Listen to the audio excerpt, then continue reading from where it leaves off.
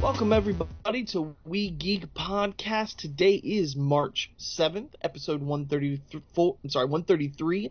My name is Adam. I'm joined by my good friend Logan. Hello. What up, man? And how you been this week, dude? It's been weird. It's been a strange week. It's been a weird week, yeah. So tell me about it. What's been weird about yours? Because my schedule changed again. Because it does that like every week now. But I picked up another shift at my theater job.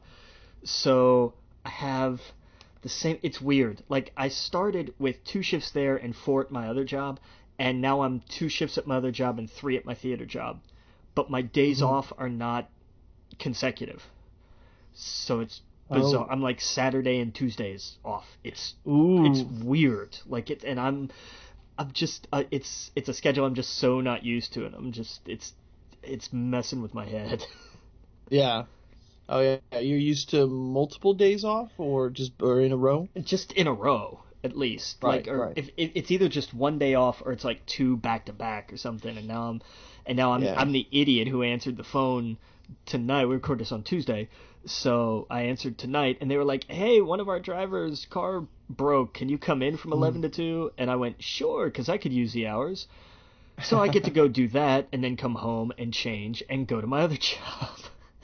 Oh, wow. Oh, I'm not looking forward to it. It's my own dumbass fault, but just not looking forward to that. At least it's a short driving shift, so that's fine. Yeah. Oh yeah. Yeah, no, I thankfully I've always had where like it's at least 2 days off in a row. Yeah. There are some shifts that I could pick up where they kind of split it up. But I'm not really a fan of that. That usually happens when, like, if I have Fridays and Saturdays off, and then the next shift comes around and I'll have Sundays and Mondays off, or actually the opposite of that. So, like, I'll work 2 weeks straight. Because, like, if I'm going in, like, let's say 1 week, I'm working, my shift is Tuesday through Saturday. So the next week, the shift changes. Our shifts change on Saturdays at the beginning of the week. So the next week, I'll start Sunday, Monday, Tuesday. So I did that where I worked from 1 week all the way through to the next, and I was like, oh my god, I need a break. Yeah, jeez. Yeah. It's not fun. And it's weird because one job week starts on a Friday and the other one starts on Tuesdays, and and don't even get me started on the paychecks, because that's I swear they change every pay period when they come out. Like, they've been on different days of the week before. And not just because of, like, when it was over Christmas and New Year's and stuff, that I understand, because they always do that. But, like, in the last month, I've gotten both paychecks on different days for, like, 2 different checks. And it's just like, all right, what the hell's going on here? It's not just, like, Fridays. Yours is on different days. My one is on Thursday, and the other one is technically on Sunday, so it doesn't come through until Monday. But like not this past paycheck, but the one before, I got one on Tuesday and the other one on like Friday. It was it was weird, and so I don't even know anymore. Like, well, what I did, what I started doing to kind of help me budget a little bit more is there's a certain amount of my paycheck that I can take out that I know I can spend on food and entertainment and whatever for the week, right? And I won't go over that. So what I did is I took out, I have my bank account, and then I took out what's called like a Green Dot card, and it just cost me like $5 to get, where you can load money on it, and you can load like part of your direct deposit on it. So what I did is I set so a part of my direct deposit goes directly to the green card, and it shows up 3 days earlier than my bank will process it. Really? Yeah, it does it almost instantly. So like if I get paid normally this Friday, I'll have whatever part I put to my green card tomorrow or today, you know. So I get it just a little bit early, and I don't know. I'm terrible when it comes to money, so that's the way I kind of like set myself. Like everything else is for bills and saving, and this is for like I know I can spend this and I'll be fine. But yeah, it comes like early, so you know it definitely helps sometimes. Yeah. But I did that. Someone told me about that. I was like, oh, okay, I'll try that. What's the worst that could happen? I could just cancel it if it's weird or dumb or costs a lot of money. But no, it doesn't. I go to Wawa because they have the free ATM. So that's another tip. If you are ever out and about and your bank is, you don't want to go to like any ATM that will charge you $3. Wawa, they have free ATMs where you go in. It doesn't cost you a penny to take out. So nice. Now, is that for like every card, or does that just happen? Because every card. Is it every card, really? Yeah. Wow. No matter what card I put in there, it's free. Damn. I think it's because they have the Florida lottery, or at least I noticed this when they put in like the Florida lottery machine here in Florida into the Wawas, where like you can't go buy them at the counter if you want to get a scratch off. There's like a machine. Oh yeah, they've got vending machines now. Yeah, and I wanted to get a $5 scratch off because every once in a while I like to play it. This last week I won $50 off of one. I was like, oh hell yeah! So I went there and wanted to get a scratch off, and they were like, we'll go use the machine. I was like, I don't have any cash, and they're like, well, we don't give cash back, but the ATM's free. And that's when I noticed it. And she was like, yeah, ever since then we have the free ATM. So I was like, oh, that's awesome. Well, I mean that's smart. That's yeah. I can see that. It makes perfect sense. So, yeah, I was like, hell yeah, this is awesome. I don't know. You know, I usually, if I go to the ATM, I don't like taking out cash for anything, but if it's free, I'm like, all right, well, this is awesome. I don't have that extra $3 charge.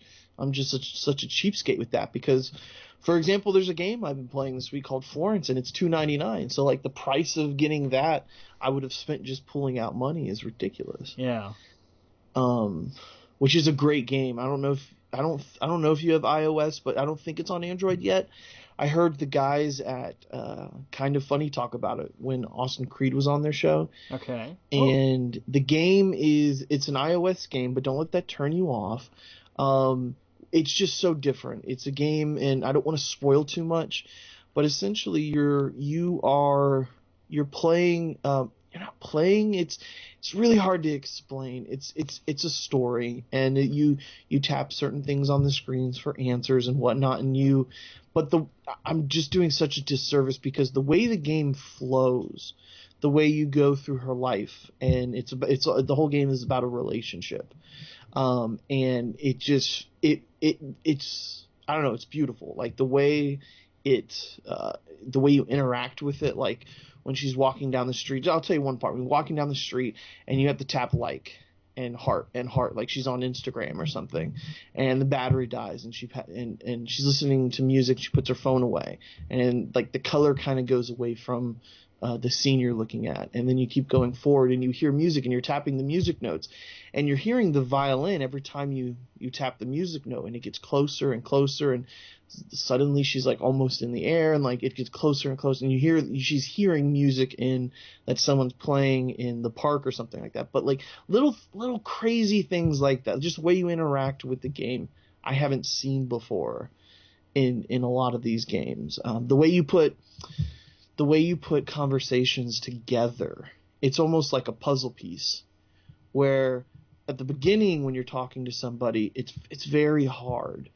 Because you don't have that flow, but the longer you get into the conversations, the more you know the person, it just flows so much smoother. So there's little things like that in the game that are just really cool. And it's super short; it's not that long at all. But I think it's only on iOS, so I don't know what. Android's a weird platform. There's like, I don't know if there's not enough people buying games on it or whatnot, but they just take a lot longer to get there. So, well, but it's on. I think it's Oh, go probably ahead. because iOS seems to be the bigger slash more commercially viable platform. At It least is. at least at the jump. Like it I seems to make I more think sense. more people are willing to buy on iOS than Agreed. Android. And I think Yeah. that there's such a I think that it's also a faster revenue stream. It's better. I think it's better financially for places to go to iOS and then port to Android or do the Right. Android version than it would be to go the other way around. Right. And I think it's because of piracy, and just on Android you can unlock that thing to do whatever you want, and that's why I think they're maybe a little bit more hesitant, and they wait because you know for example, I talk about this, my grandparents and stuff like that, or my parents, they have iOS because it's just so simple, so easy to tell my mom to go into the store, download this app, it'll cost $2.99, then to say, oh, jailbreak your phone and then transfer like, you know what I mean? And Yeah. I am definitely not saying piracy or anything like that, but the reality is I think that's what's happening. So that's why they shift to it. And so, yeah, but anyway, man, so I don't know if you're listening, you have an iPad or an iPhone or iPod or whatever, go play it. It's really cool. It's really interesting, and it's super short, and it's a really good story. And I don't know, it's just something I needed to play, because I've just been cracking out this Monster Hunter. That's just been, I don't know. I haven't hit a wall or anything with it, but like I see the grind that like the same kind of Destiny grind where like it's become the game a lot of my friends are using as like a chat room game, and they're like, I'm Monster Hunter rank 488, and I'm like, I'm Monster Hunter rank 12. Man, I had um because I was listening to one of the guys at my theater job the other night talking about what was it, Warframe. yeah, And he and some buddies used to play it, and he's got like 600 hours sunk into it. I'm just like, yeah, Jesus. it's one of those games. I'm Yeah. telling you, yeah, Monster Hunter seems to be in that same kind of vein of just, you just plug Mhm. away at it, and it's the hangout is what Yes. it is. That's the, that would be, if we hadn't done a podcast, we would probably be doing that. Exactly. Yeah, exactly. Yeah, it's you hop in, you shoot the shit, you talk about your day, you talk about everything going on in your life, and you kill monsters the entire time. It's just a backdrop almost, um, and that's exactly what it is. It's just a chat room game. So, but it's fun. It's crazy addicting. I do see me. I'm not as thrilled about it as I was before, because now I see the grind. I see I haven't seen every monster yet, so that's still cool. So that still got me going. But now I have to go and kill all the monsters that I killed before, but now they're even more difficult. And then once I do that, then I get to see the even more difficult monsters. So I'm like, oh, I see. What's cool right now, though, I unlocked a few weeks ago Ryu, yeah. So I can do the Hayugen and all that stuff. But now I'm unlocking Aloy from Horizon Zero Dawn. Nice, yeah. Yep. So I've done the mission like 7 times, or no, it's like 11 times. You have to do it 14 to get the ticket. And so like it's a giant T-Rex with wings and nasal issues. So like it's pretty difficult. And I fought this specific monster a whole bunch before because I wanted to get his whole armor set. So it's like, and each one is like 20 minutes. So it's like you think about doing that 14 times, you're like, God, I'd rather just go watch Dragon Ball and turn off. Like I don't want to. You hit your head against the wall so many times. It's fun with friends and stuff like that, but I'm craving another big game. And the end of this month we got Ni no Kuni and Far Cry, so probably going to be sinking more time in Ni no Kuni than anything else. But Far Cry looks good. Let's talk about real fast. I'm looking for. That's a game that, like, when I see something about it, I get really excited, and then I just kind of forget because I've kind of been tuned out from games. Mhm.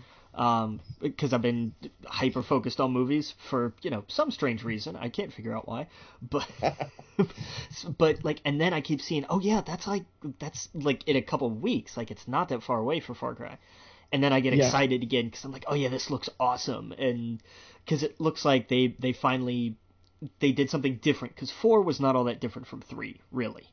Right. Primal was good. I liked Primal, but it was almost like an expansion pack and Yes. not a full game. Primal was a great like budget standalone title. Right. It was kind of like, what was the Uncharted thing that they just did, which was like its own little separate with Chloe and Right. I know yeah. what you're talking about. Just I yeah. can't remember. Legacy or something. Yeah. But that, Yeah. that kind of thing of like, hey, this is a fun adventure that's more than DLC, but it's not its own full game. That was what Primal felt like to me, which is not necessarily a bad thing. But Far Cry 5, I think, is the next, like, because 4 was also kind of in the same vein. 4 was like a half step kind of thing of like, Yeah. we needed to put out something new really quickly, so we did this, and it just, don't get me wrong, Troy Baker's a madman and I love him to death, but Oh yeah. outside of him, there's not much that's terribly interesting about that. Right. It's a fun game, but if you've played 3, you're gonna look at 4 and go, eh. But Right. that was But one of the craziest things about that game is like at the beginning he's like, just sit here and don't go anywhere. And if you do that for like 10 minutes, he comes back and you get whatever you came there to get and you go home. yeah, I love that. I thought that was crazy. I love it so much. It's so smart because it's like, no, as a gamer, you're going to get up, you're going to start wandering around, you can start looking for shit, and then you're going to start World War III in this country. Exactly, yeah. But no, Yeah. but then, after Primal, that was at the time where Ubisoft had something coming out like every 6 months. And then partly because Primal didn't sell and because of whatever the Assassin's Creed was at the time, I don't even remember, that didn't sell. Was it Syndicate, I guess, back then? Yeah. They didn't sell, and so Ubisoft took the step back and said, you know what? Let's chill for a year. Let's stop pushing something out all the time.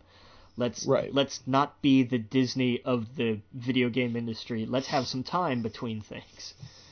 So, Yeah. and you see what happened. Assassin's Creed Origins was phenomenal.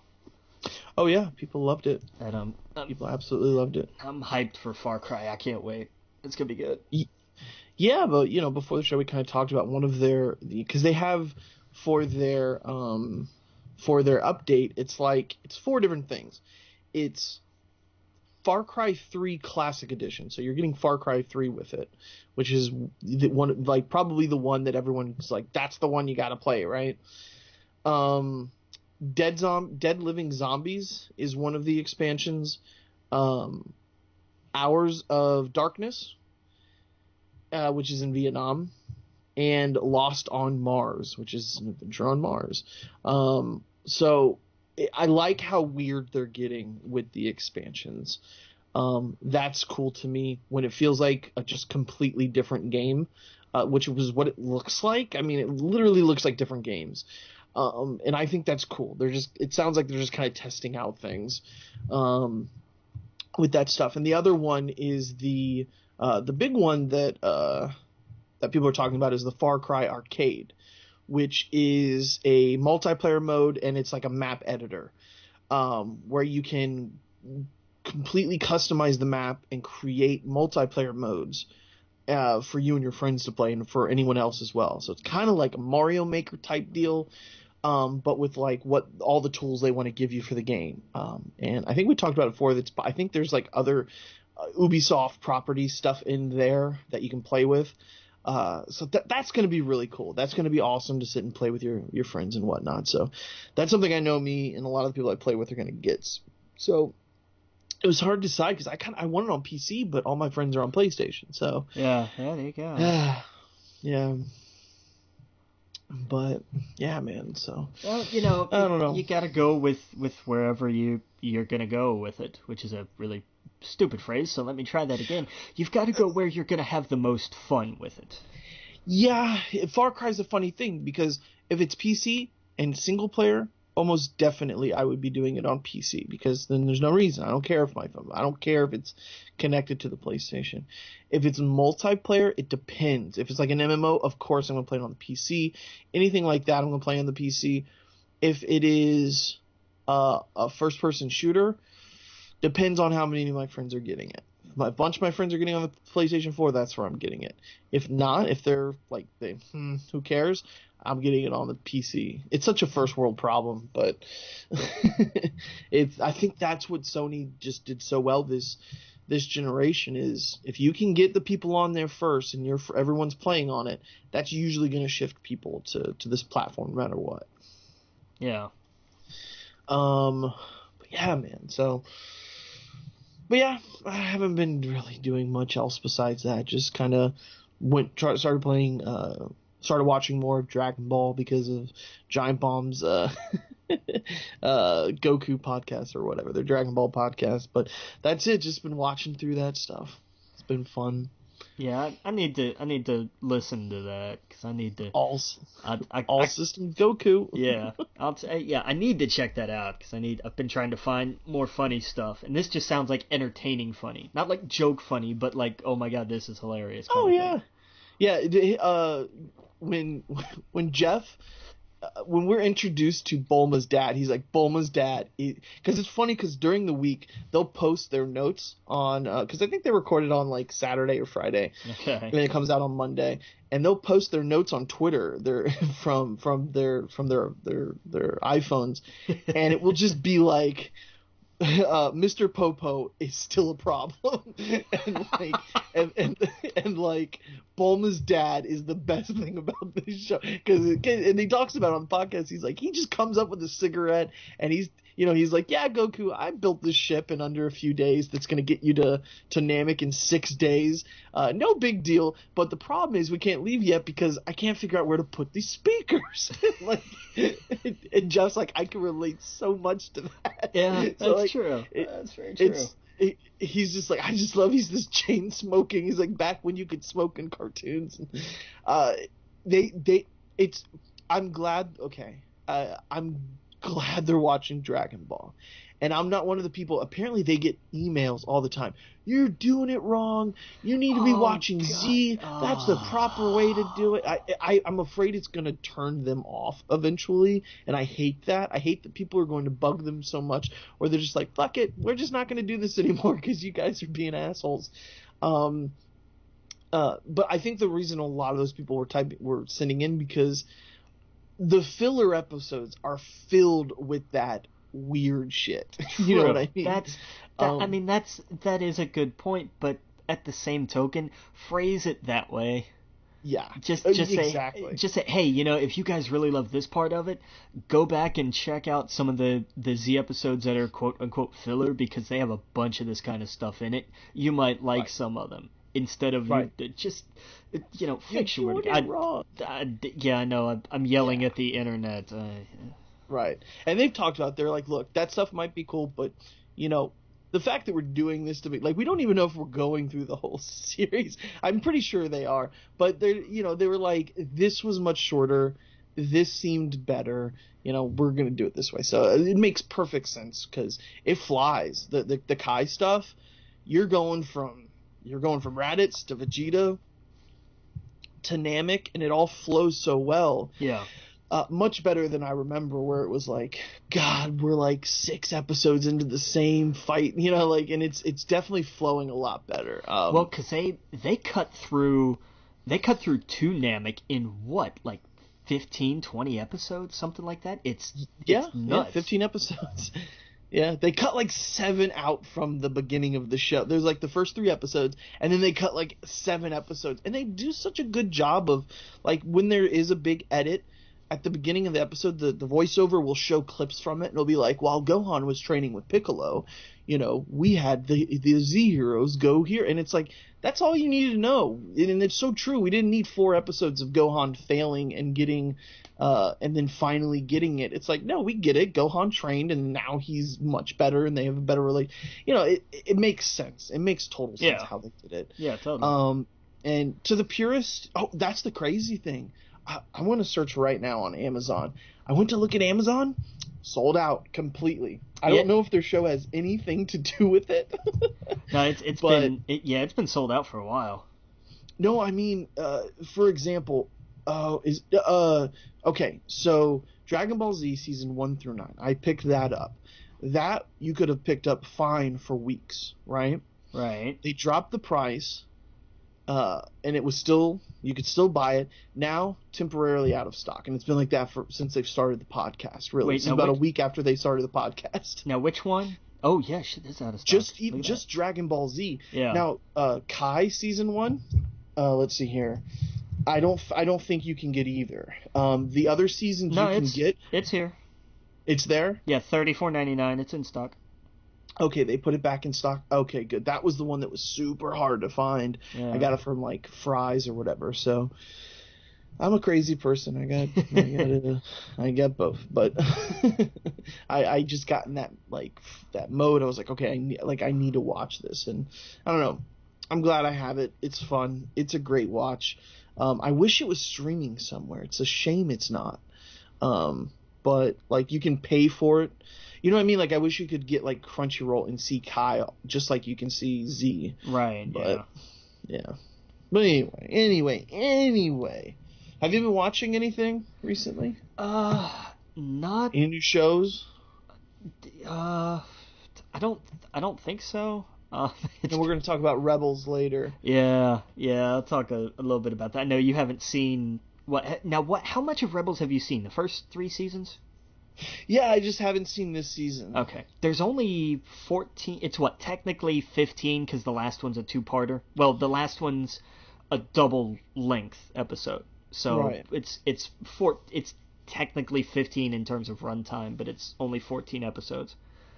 Yeah, I need to see... Yeah, I'm going to binge it this weekend. That's what I'm going to do, because I think I have them all on the DVR. Yeah. I just haven't seen it yet. I haven't been really watching much of anything. I need to catch up, because Walking Dead came back, so there's a few episodes I'm behind on that.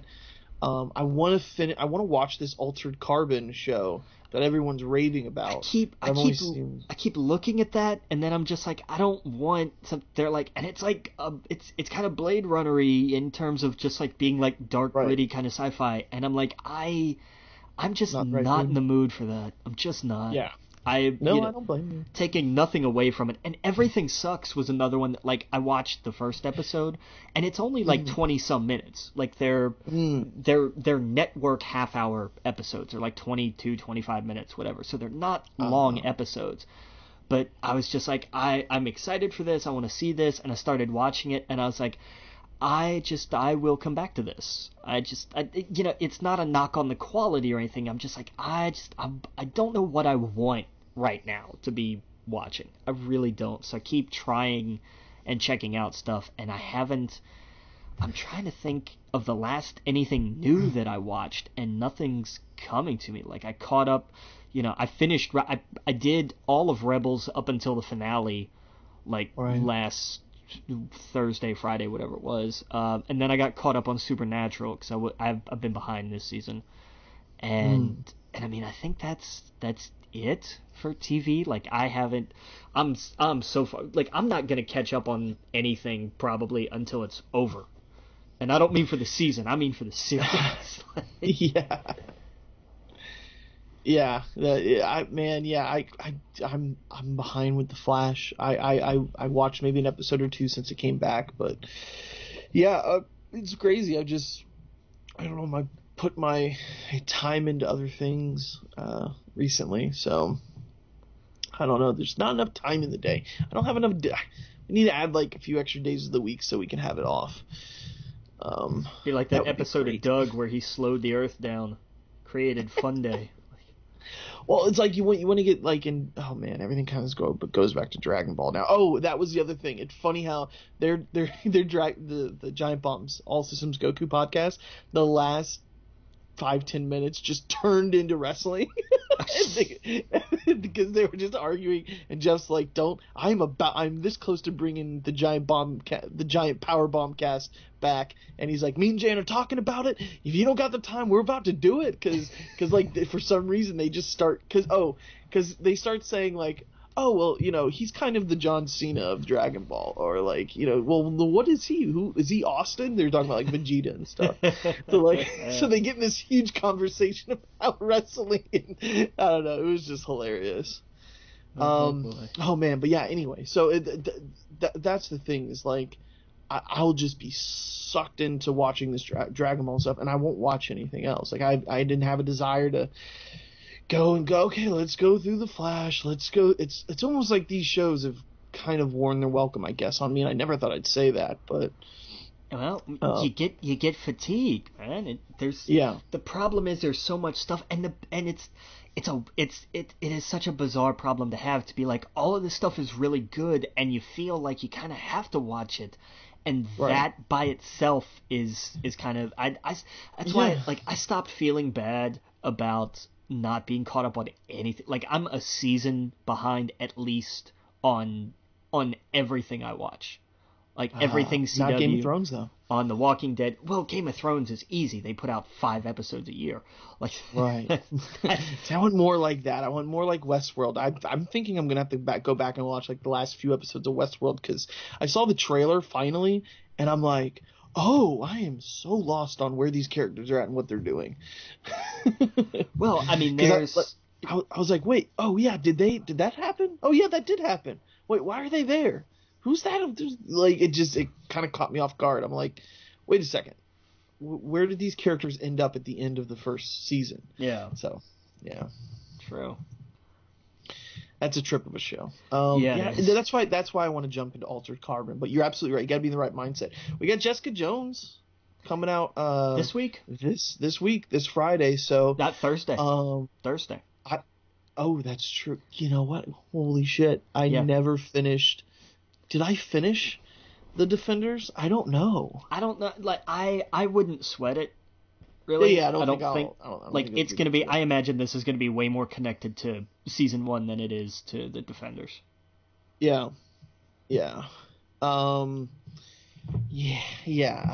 don't know. If they were going to cast Blade in a Netflix series, who would you go for? There is a part of me, there really is, that would say, you know what, to hell with it. Give it back to Wesley again. Yeah, give it to Wesley. There really is a part of me that just says, you know what, screw it, why not? I was thinking the same thing. I saw a poster going around, like a fan-made poster of John Boyega as Blade. I think he's too young. Yeah, he doesn't quite have, there's not a sharpness to him. I'll tell you who, Idris Elba would be a hell of a Blade. Oh yeah. Just because for Blade, you need somebody who just exudes badass on that kind of level. And I thought about the guy who plays Umbach, but that's in the Marvel universe. Yeah. So it would be hard. It would be a hard sell to be like, well, he's two different people. Yeah, because they're being connected like that, it wouldn't work. Yeah, but when he's on screen, he steals every scene. So I don't know. He does. Yeah. Winston Duke had a hell of a theatrical debut. Like yes, that's. Yeah, man, I can't wait to see him in more things. Yeah, can't wait to see him in Infinity War. They better not kill him. Oh, I'll be mad. It's gonna be awesome. Because he's so much of that. I mean, aside from the cast that we knew, like we knew Danae from Walking Dead. We've known Lupita for a long time, but guys like Winston Duke who have not been in anything except for theater.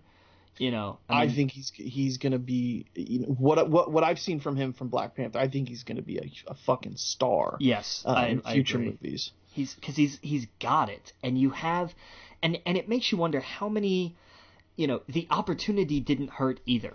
Being Exactly. being what it was. This wasn't like, oh, I got my start in an indie film and worked my way up, and then some projects along the way that kind of bombed, and so people didn't put any stock in me, and then I had to fight and claw to get back there. He got started at the top. Absolutely. Absolutely. And this is why representation matters, because agreed. any other film, they might not have had room for him. You know what I mean? They wouldn't have done what Disney did with this film. No, they wouldn't have taken a chance. They wouldn't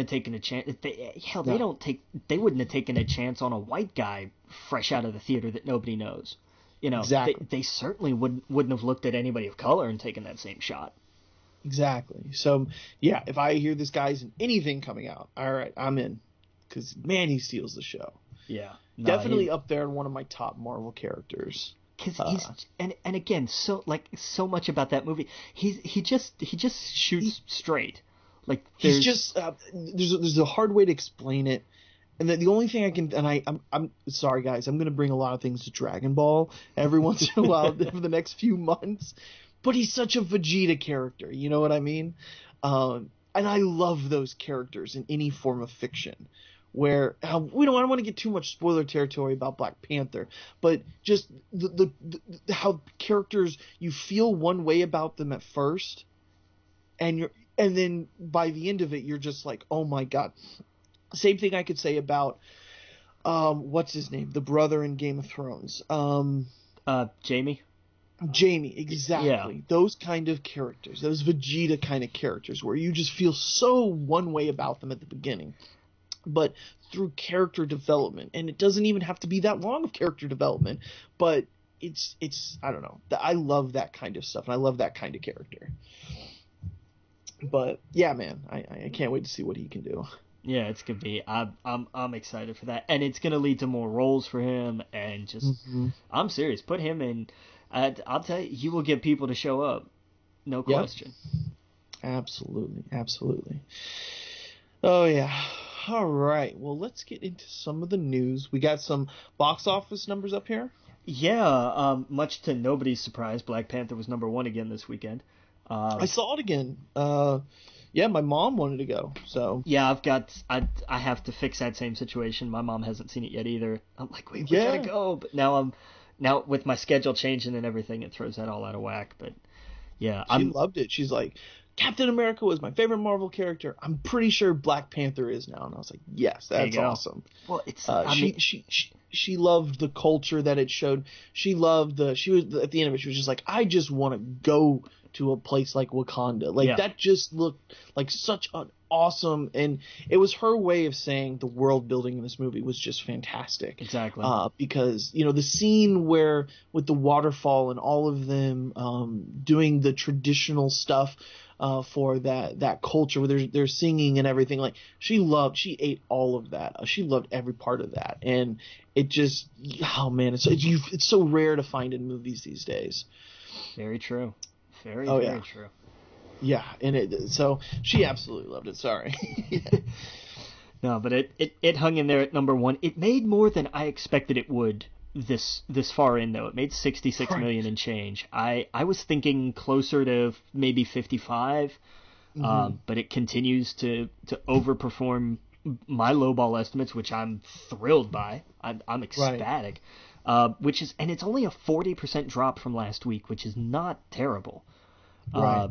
Domestically, that puts it at 501 as of Sunday. I think by the time this airs, it's over. It's going to be like 510 or 511, close to it. It's knocked Beauty and the Beast out of 9th domestic all time. Oh wow! So that's where it is right crazy. now. It's made like 900 globally. Oh, so wow. it's gonna break 1 billion in the next week. Maybe 2. Maybe it takes that long because of A Wrinkle in Time. Yeah. Red Sparrow. Oh yeah, 900. You're right. 909 million. That is insane. That's awesome. That's fantastic. Yeah, so cool. Red Sparrow debuted this week, second, just shy of 17 million. Death Wish also debuted this week, 13 million. Here's what I thought was funny. I made a joke on Thursday night when these two premiered, and it was they both started at 7, and there was also a screening of Jumanji at around the same time. And I actually said to somebody, I said, why do we still have Jumanji here? These theaters have been almost empty the last like week. Like nobody has come to see it. I know it did gangbusters for its run, but now it's been out for 2 months and change. It comes out on Blu-ray in like 2 weeks. Yeah, exactly. And it was still in theaters this past week. I think finally it's out this week. I think like That's great. This is when it finally released. And The Greatest Showman. The Greatest Showman came out the same time, if I remember right. Wow. Maybe within a week of each other, if not exactly the same time. And no, it was I think a week apart because Jumanji came out with Star Wars. And Star Wars is long gone. We haven't had Star Wars for a long time because we've had Black Panther, I imagine. Mm-hmm. But we still have Jumanji. And I was like, nobody comes to see this. We had as many people for Red Sparrow as we had for Death Wish, the 7 o'clock premieres, as we had for Jumanji at the same time. It was like 20 people showed up to all three of them. That's funny. I looked at this. I just threw my sheet here. I was like, I don't know anything. I don't know anymore.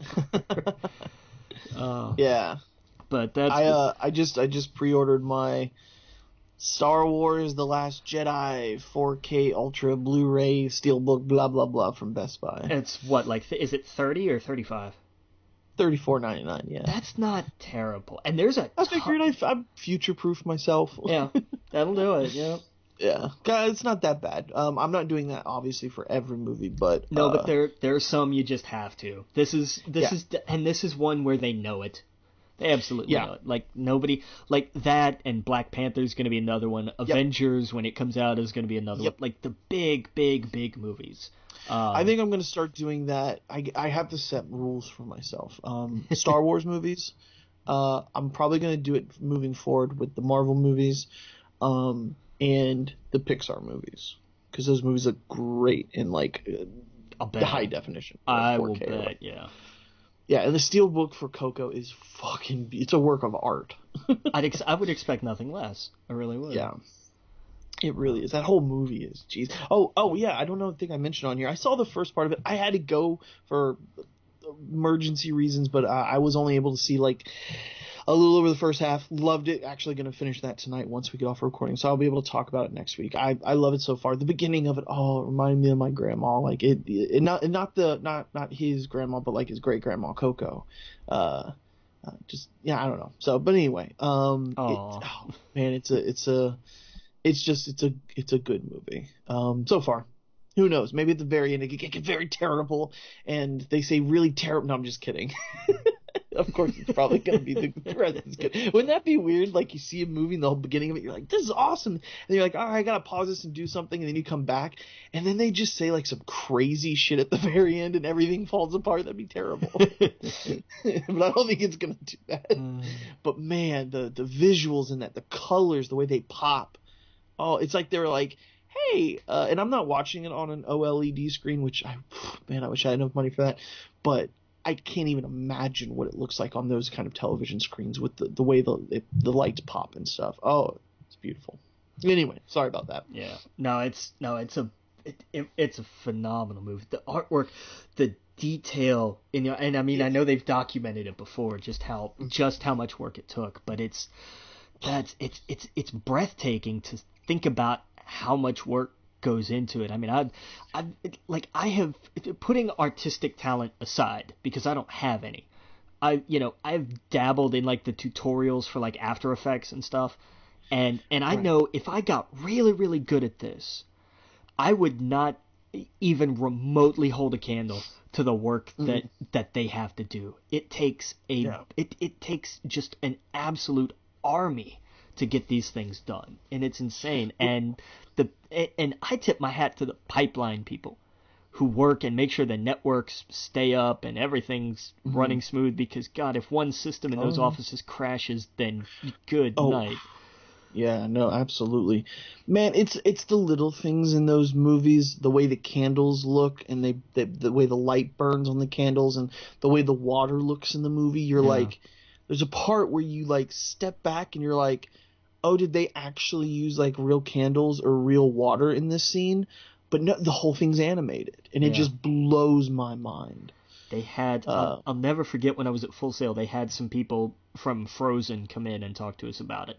And they had, because of the way, because there's so much ice in it and how, and the way that it works with light and how crazy that gets, they had to invent an entirely new shading program.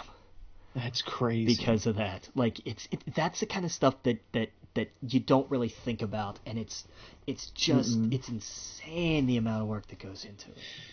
Oh, yeah. Absolutely. So, yeah, so that's what I'm going to kind of, because my plan is, that's my next goal, and I, like I said, I'm really bad with money, trying to get better, but, like, I haven't had a nice TV in a while. The ones I've had are, like, hand-me-downs and stuff like that. I've had to sell TVs because with money restraints and stuff like that. I haven't had a nice one in a long time, so, like, I'm going to be saving every paycheck basically for a while. I want to get a really nice TV because I do want to see these movies, because I'll go see them in the theater. I'm like, this is great. I'll come home and I'm like, okay, this TV looks like it's about to break down, and so, yeah, to have one of my own, that's really nice. So I don't know, that's a goal of mine. So that I'm kind of getting it set up now. So when I go get Black Panther or something like that, it'll definitely be the Best Buy Steelbook case. That those things look like pieces of art. I don't know if you have you ever gotten a Steelbook from them? I've never gotten one, but and some of them are hit and miss with me. Like some of them are most of them are magnificent. They're crazy, but I've seen some where I'm like, oh, this wasn't supposed to have a steelbook, and they just kind of made one, and because you get them. Things like that happen with any kind of collector's edition anything. But the Logan one, this Logan steelbook case is hand drawn. It looks so fucking cool. I'll bet. That's one of them that I would love. But yeah, man, it's ones like those that I would definitely get, but I don't know. But yeah, it's all, I don't know, it's making me uncomfortable looking at all of this and talking about just look how much money I'm going to spend. But yeah. You gotta love it. Oh yeah, absolutely. And what's cool now is a lot of these movies that the Academy Awards are talking about, they're either out or they're coming out very soon. Yeah, most of them are already out. Yeah, well, I'm looking forward to, I want to see The Shape of Water. Oh, so good. Which I don't know if it's out yet or it's about to be out. I think it's still in theaters. Because we just had it, we still had it last week. Yeah. But we had 2 screenings of Get Out on Monday, so I don't know. What? It was so random. Like yeah. They did wasn't it free? No. I don't think so. I thought it was free. I don't. Now, maybe in select locations. I don't think ours. We only had 2 people show up. If it'd been free, I think we'd have had more than that. Get Out returns to theaters this month with 1 free screening. No, we had 2. With free screenings. Yeah. Really? I didn't see. Yeah. Missed out on your chance to see Get Out this year or want to see it again? Either way, you'll have a shot to do it this month. February 19th. Oh, this was last month. Yeah. Get Out will screen at 55 AMC theaters. I guess it was free last month for 55 theaters, which that's such a cool fucking thing to do. Like, oh, hey, here's my movie if you want to see it for free. Yeah. Yeah. Get Out's, man. That's a good movie. Let's see here. But yeah, no, The Shape of Water, I don't know when that comes out on Blu-ray. Well, let me find. I'll look it up real quick. But yeah, I mean, it was just so weird to just show up and to see, like, hey, we have a 2:00 and a 9 something showing of Get Out. Oh, yeah. Okay. It's out on digital February 27th, so I'll be able to watch it. I'll rent it on Amazon. Nice. Yeah, Blu-ray next week. Blu-ray March 13th. There we go. Well, I just might actually wait for the Blu-ray. Yeah, it's a week. How full was the theater with the Get Out? 2 people. Oh, yeah. Damn. Well, sucks. I mean, because it's out digitally already. Advertising, yeah. And that was the other thing. There wasn't, like, you looked and, oh my God, we're showing Get Out. Like, right. We did that with a couple movies. Like, one week we randomly had Mountain Between Us. Like, because it had come out and it had run its course, and then like a month later we got it back for a weekend. And I think it was like Golden Globes consideration kind of thing, but if you didn't know, you never would have known. Like, it was just that kind of random thing. Right. Well, man, I don't know. I'll watch Coco. Maybe I'll watch the because it's actually probably not able to rent. It's probably just for buying on Amazon and iTunes. What, Shape I don't of know. Water? Maybe I'll just wait till next week. Shape of Water should be to rent, probably. Well, usually if they do the out on digital first, usually that means to purchase it digitally. Then they release the Blu-ray on whatever date. And then a little bit after that, they'll release the for rent.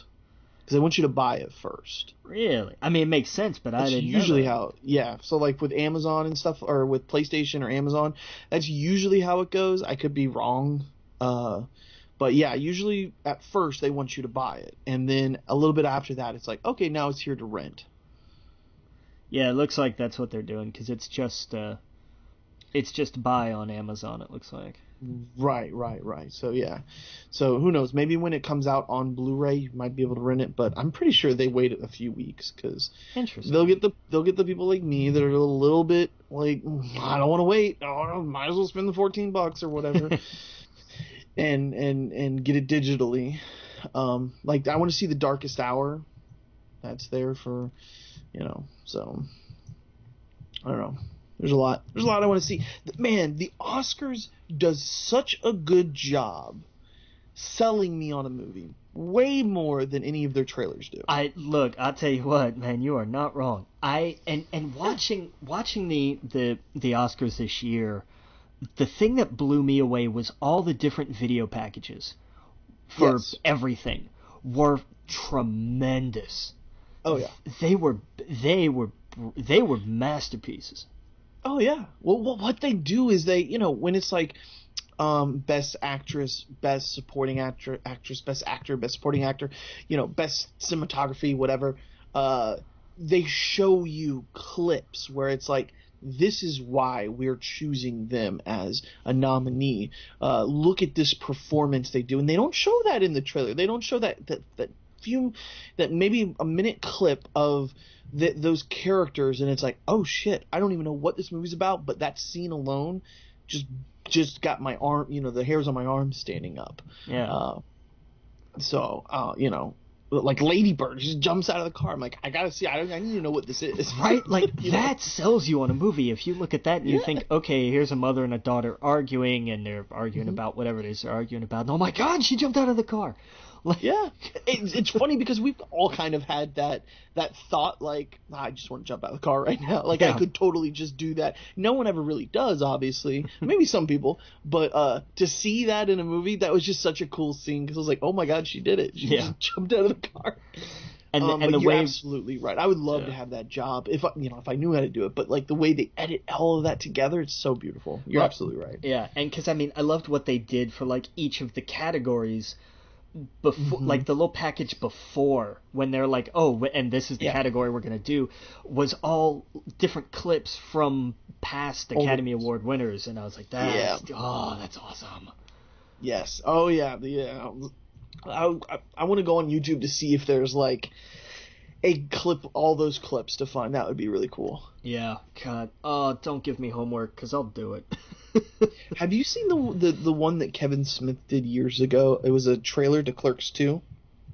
No, I don't think where so. Where it's like every once in a while a movie comes out, and it's just all of these clips from all these famous movies to I forgot what the song is. I'll find it later. Well, I'll post it actually on our Facebook group. But it's this cool little like. It's just all these clips to a song, and whoever did the trailer, and it's someone like through Kevin Smith, like one of the guys who works with him. I don't know. It's one of those things. I was like, this was really cool because it just makes me immediately go, yeah, now I need to go watch that movie again because that's such a cool scene, But yeah, anyway, I love those kind of things. A good supercut is hard to beat. Like Oh there's, yeah. and especially like that's that's why I come down hard on trailers sometimes, because when they have, because they're so important. Trailers are Hmm. tremendously important, and sometimes you only get one shot. If you Yeah. don't have the marketing budget, I mean, Ready Player One can afford three different trailers. Three Hmm. different full length trailers, plus all the TV spots besides. But, Oh yeah. sometimes, like, Hurricane Heist had one shot, and they screwed up. Like, like Oh I, yeah. I Well, I just, tell you. and I'll say this in the defense of the trailer house that had to put that together. Maybe that was the best they had to work with, and that's that, because I mean that's kind of what a trailer is supposed to be. It's not just supposed to give you a quick Cliff Notes version of the summary. It's also supposed to say, here are some of the best bits, and sometimes we see that too much in trailers. They put all the funny lines in the trailer and nothing else, and that doesn't leave anything else. That kind of thing. Um, Oh yeah. but I just, that's another reason why I have no hope for this movie, which comes out this week, because it's like, oh, I'm pretty sure we saw everything in the trailer, and that's the Yeah. best that they had, and it was nothing but cliches. I just Yeah. Did you ever watch those? Bringing it back to Dragon Ball, those, what do they call them? Like AMVs, no, it's, anime music videos. yeah, Did you ever watch those? I used to watch the Dragon Ball ones, and I those used to, like, me and my friends would used to like cut them together with Windows Movie Maker. We would just, rip a song and then just take clips from Dragon Ball Z and just shove them in there. Mine were always terrible, but I loved seeing those.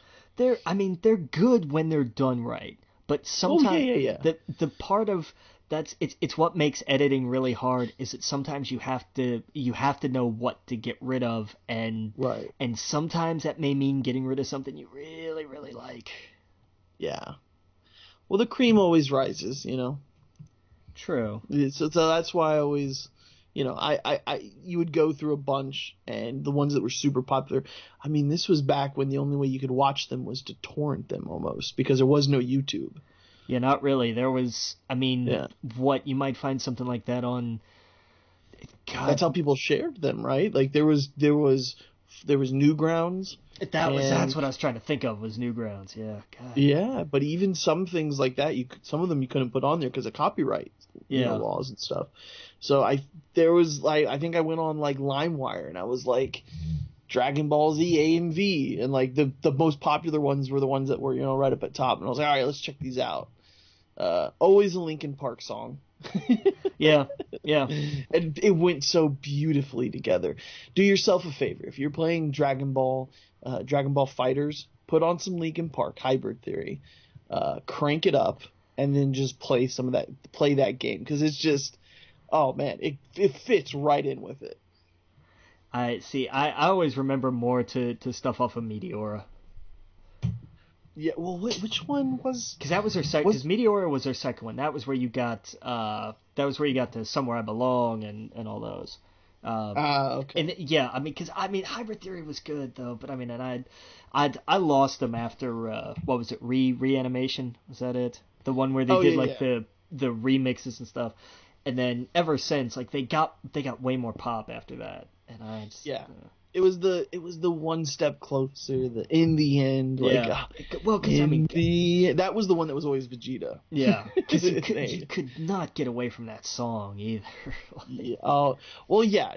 Yes, absolutely. So, yeah, at the time, and then it got just crazy where it's like, okay, I'll listen to something else. Yeah. But now, after all these years, it's nice to go back and be like, oh, this is I love that album. Well, I mean, here's a weird, like, I don't know. To me, this is a weird tour pairing, but it's like 15-year-old me and like current me wanted to make a tour, and they're coming to Charlotte, and I don't know where else they're going. It's Lindsey Sterling and Evanescence. What? I know, right? And I'm wow. like, I wish I had money, because I would be front row to that show, because I'm like, that's crazy. Because I mean, what a bizarre ticket. Well, like that. yeah. I mean, I mean, Well, I think there's a few people on tour right now that I'd want to see that like 16-year-old me would totally want to see is I think it's like Taking Back Sunday oh and god, Coheed and Cambria are on tour together. I think, yeah. nice. So that's like just total emo, you know. That'd be a cool show to go to. You know who? Oh man, I'm not even gonna bring it up. Oh, go for it. Why not? You're gonna be so mad when you find shock. out who's on tour and is expected to make over $1 million doing it. Anybody, I wouldn't be surprised.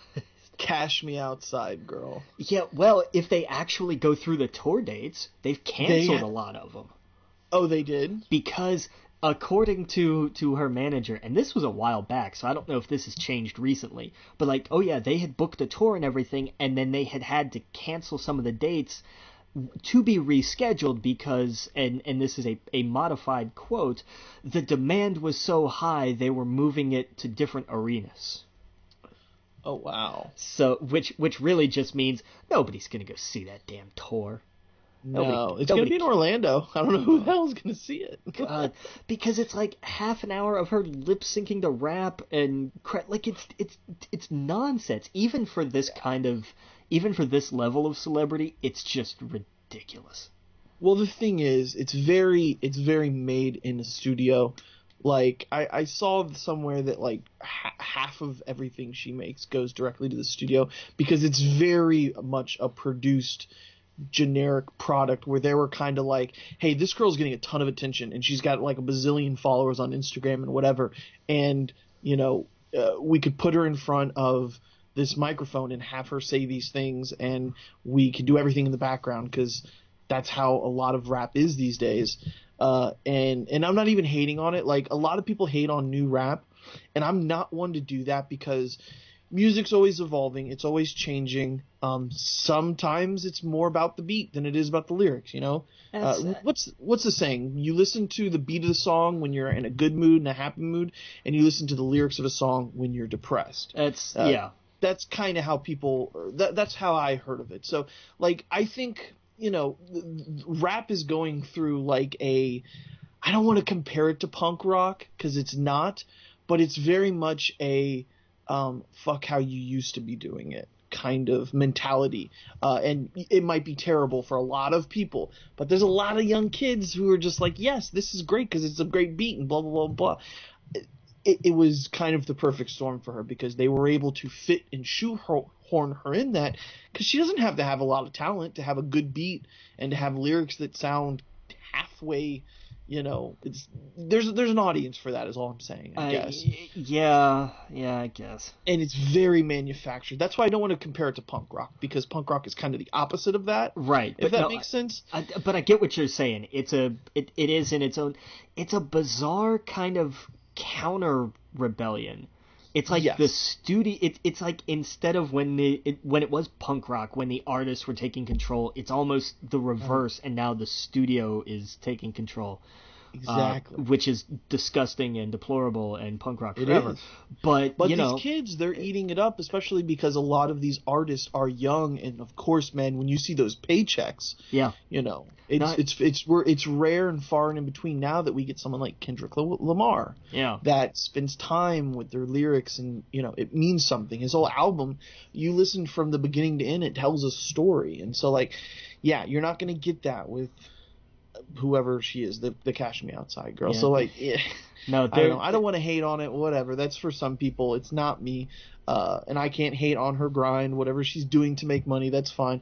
But I just thought that was crazy when I saw it. You know, like my thing is, I keep looking at these and I'm thinking, what makes these people special? And really, nothing.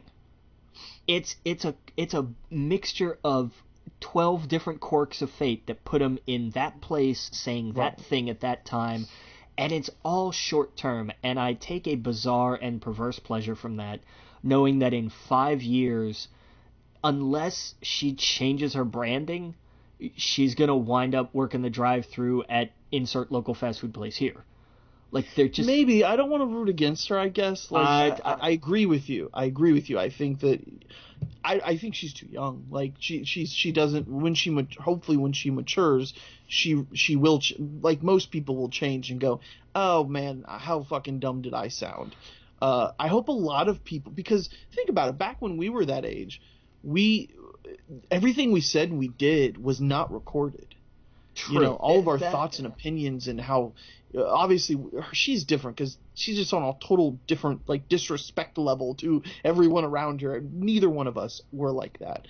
You know, but I have to think that like that at some point, you know, she'll get it together and be like, yeah, I don't know, just I don't know. It's weird to talk about because it's just totally not either of our things, if that makes sense. True. Yeah.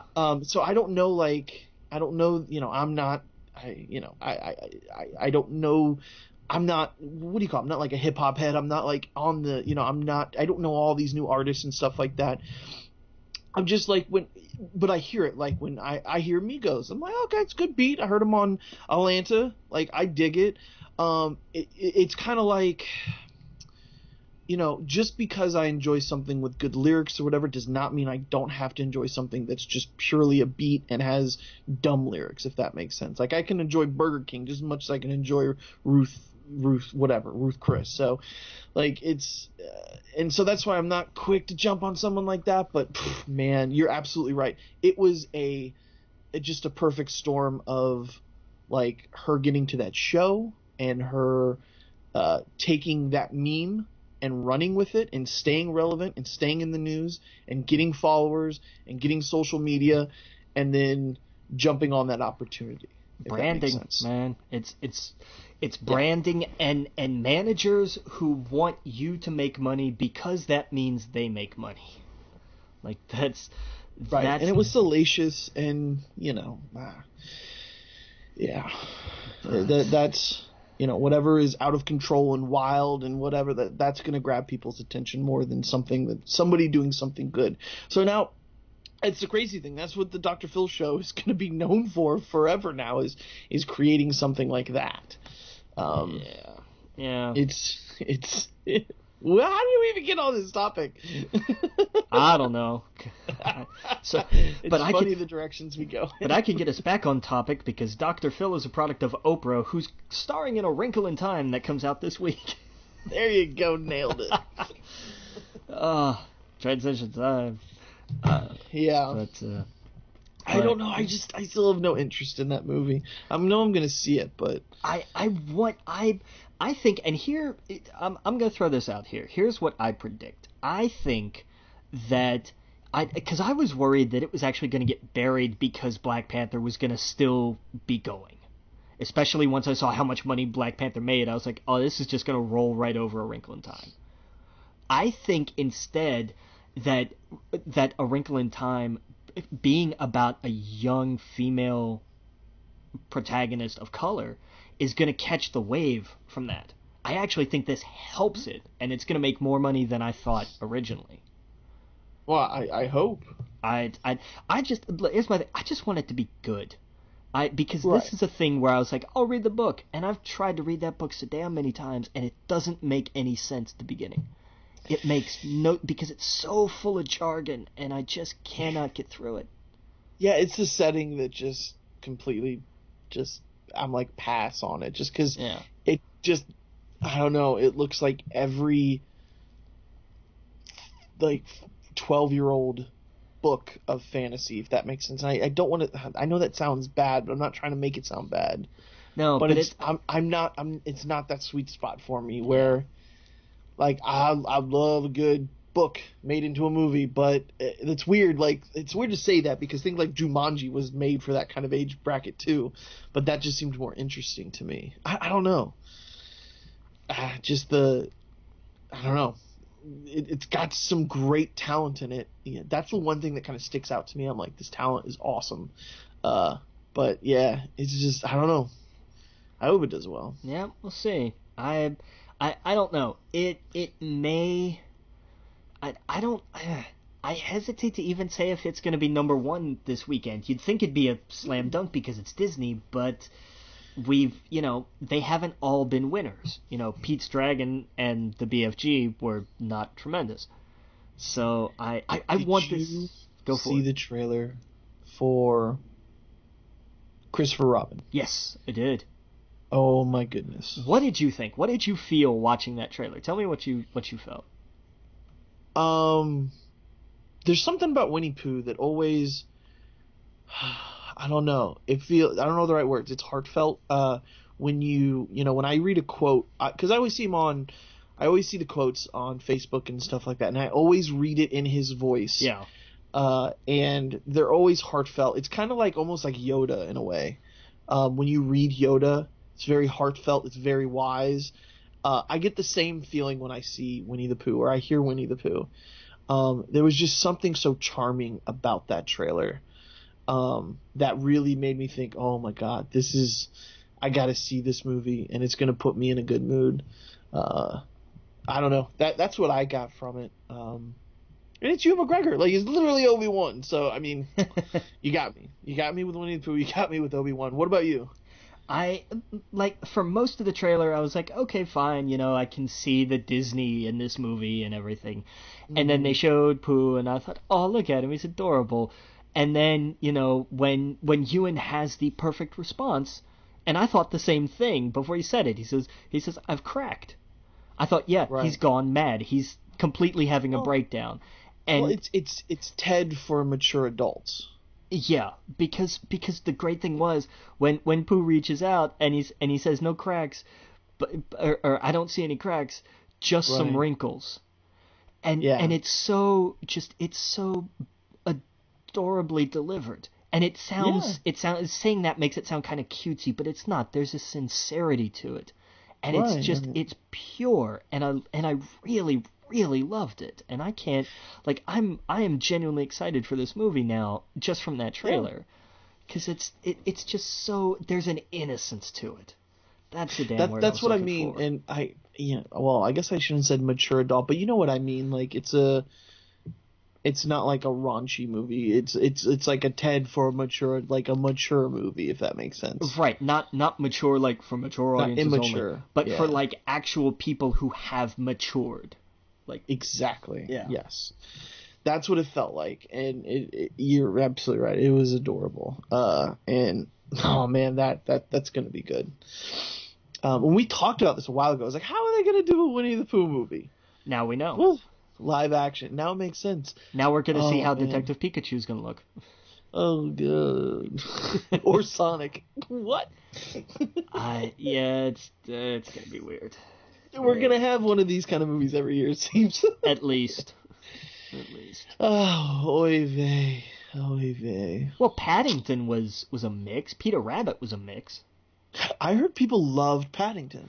And the dude who directed it, I mean, we've talked about him the last couple weeks just because they've been wanting him for everything. Oh, yeah.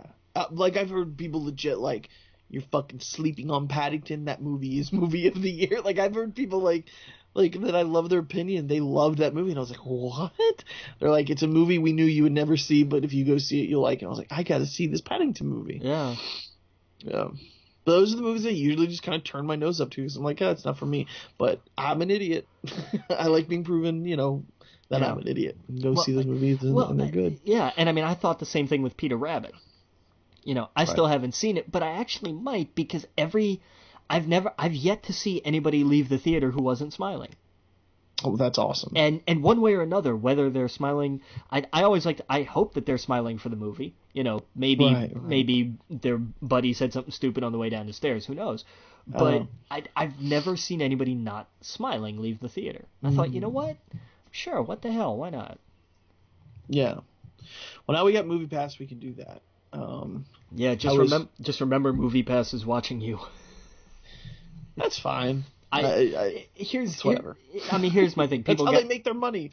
Right, and people got so bent out of shape because they're like, oh, Movie Pass tracks you everywhere. You have Facebook, Twitter, Instagram, Snapchat, pick your map poison. If you have a cell phone, you are always some app on your phone is always tracking you. Get over it. Bingo.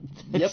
If you are worried about something tracking you, you should not have a smartphone. Exactly.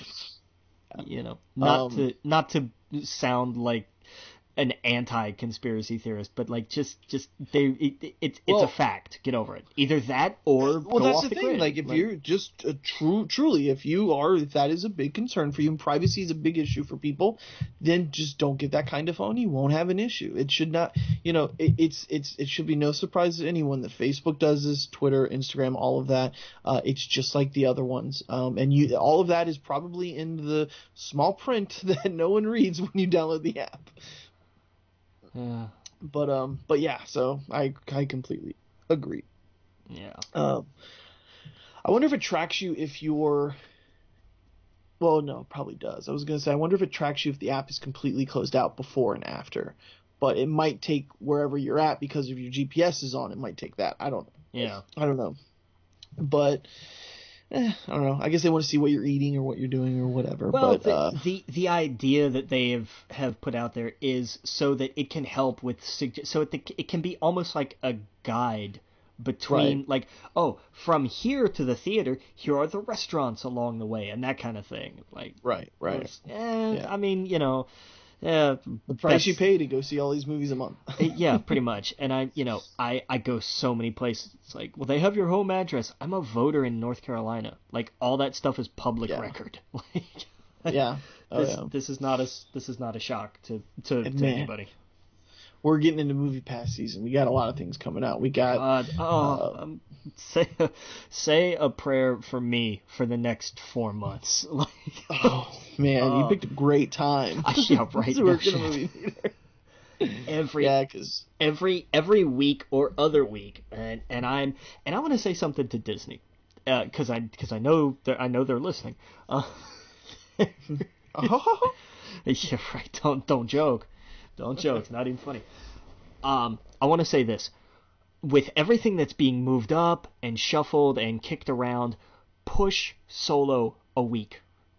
Move it to June 1st so that you're not going to get run over by Deadpool. Because that's the way it's set up. We've got Avengers, 3 weeks, Deadpool 2, and then Solo. Avengers is gonna hit a roadblock at Deadpool. Deadpool is gonna pick up momentum next week, and that's gonna kill Solo. You have 2 weeks off. There's nothing that comes out on June 1st, and nothing that comes out on June 8th. Nothing that's really big. Ocean's 8 comes out on June 8th, I think, but not a ton of crossover audience, I doubt, between Solo and Ocean's 8. So there's not a ton of risk there. Push Solo a week. That way Deadpool has 2 weeks to do its thing, and that'll kind of level out, and then Solo on June 1st and to the 8th, and then The Incredibles 2 is the 15th, and then Jurassic World on the 22nd, and then there's like a week off.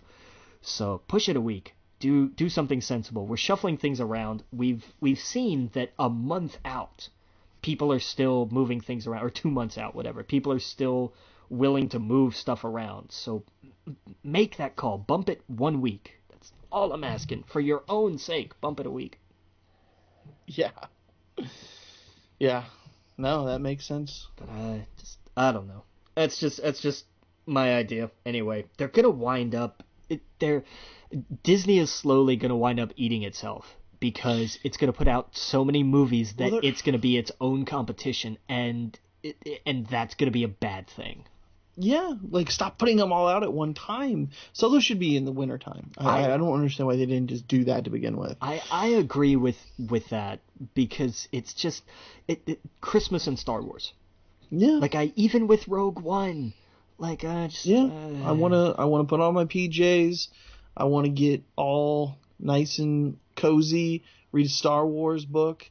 And then I want to go see a Star Wars movie. I want to put together a Star Wars Lego set, and I want to, I want to be all Star Wars during that time. And yeah, it's weird coming out just a few months. I mean, it's literally going to come out like a week after The Last Jedi comes out on Blu-ray. Or at least that's what it seems like. So yeah, it's odd. It's an odd placement. I don't know. I hope it's good. I hope so too. And I'm worried because people don't have money to go see everything. and the same studio needs to realize that, because it's all Disney. It's all Disney. Black Panther, A Wrinkle in Time, Avengers, Solo, these are all Disney properties. And it's making me crazy, because it is. Did you see like the little like extended forecast for Disney, basically, where they just kind of reserved basically one date a month for the next 5 years for films? Well, I saw they added like 6 movies to the Marvel docket. Yeah, for like 20 something. But then they've added like Disney live action, Pixar, Toon Disney. Like there's all like, and it's all untitled, so it's just placeholders. And then untitled Marvel project, stuff like that. Just so they've staked out release dates, and they've got one a month, pretty much. Sometimes 2, if I remember right, from now until the end of February 2023. This is insane. This is madness, and you guys are going to destroy yourselves. Stop it. No. Stop it. It's too many. Knock it off. Yeah. No, I agree. There's a lot of movies, a lot of Disney movies. Yeah, and I understand, and I don't want to say it this way, because I know this is a way to get a lot of people mad at me, because it sounds like I'm siding with the studios here, but to play devil's advocate on their behalf, because this is better for the health of the industry in the long term, cut back on the number of movies. I know that kills, I know that hurts employment. I know that's not great for crews in particular. I know, and I'm sorry, but think of it this way. Would you rather have the opportunity to work at a studio on the handful of movies it does a year, or would you like to work on all of the movies for the next couple of years, and then, there's no more work because the studio has worked itself into bankruptcy? And I know this is Disney and that's never going to happen, but humor me here a little bit. Like, at some point, drastic cuts are going to have to be made, because the money is going to stop coming in this way, because there's just too much. There's going to be too many films being made at one time, and they're all going to cost a ton of money. And because there's so many coming out in competition with each other, none of them are going to make enough money to justify it in the first place. So they're going to have to start cutting back, so that these movies that they make that cost a lot of money will have time to make a lot of money. And if they would do that sooner rather than later, they could save themselves a whole hell of a lot of headache. Yeah, no, I agree. But anyway, that's my way. I know they have plenty of smarter people looking at that, and they all think it's a great idea. And yeah, I mean, we need one Star Wars movie a year, not 2. We need 1 or 2 Marvel movies a year. We don't need 3, which is what it's coming to now. I'm good with 2. Give me one like February-ish, like Black Panther. One in the summer, like the Avengers, and then Star Wars in the winter. Yeah, I'm good with that. Or give me, if you're gonna do your 3rd Marvel movie, it better be scary and come out in October. Yeah, bingo. There you go. That's... Do 1 live action movie a year, for your live action movies. Right. But, I mean, that's the other thing, is like, at the same time, they make a shitload of money. So, it's... Yeah, but they haven't stacked the schedule quite like the way it looks like they're going to. And right. I think it's now going to come to a, oh shit, we need to look at this to see how we're doing. They're going to wind up looking at this and going, we made too many movies for $150 million, and most of them... They haven't got Fox yet. No, they really need to make Fox its own kind of studio. It will be. So that at least when you see the movies, it doesn't say Disney in the beginning. It says something else, so we at least feel as if another studio is making. Agreed. No, I absolutely agree. It's it's the thing of like where you put Disney in the credits at the end, as part of the production companies. You don't throw the logo on there, but I do think that 20th Century is still going to be its own thing. You shuffle the Marvel Fox movies into Marvel, yes, and then the rest you make it as its own studio. Yes, I agree. That's how I would go about it. Especially Fox Searchlight, because Fox Search, I mean, they're behind so many of the Oscar films. I mean, Shape of Water was a Fox Searchlight film, I think. One of them was either Shape of Water or Three Billboards, and it might have even been both. But I mean, that's my thing of like that's the kind of prestige factor, and I will look that up to double check myself. But that's the kind of thing of like those little studios also don't need to have Disney in front of them. You know, Fox Searchlight, Fox 2000, you know, these studios have their own, have their own brand and their own image. And I do think that Disney is smart enough to actually recognize that. I would hope so anyway. But oh yeah, you know. Well, let's talk about some of these movies that won Oscars. Yeah, and my God, it was both of them. How about that? I'll be damned. I was right. Yeah, you were. It doesn't happen often. But yeah, it's so the Oscar. Did you watch the awards? I was working, so I had it on. I was watching parts of it, and then I saw like the last hour. Yeah. Okay. Fair enough.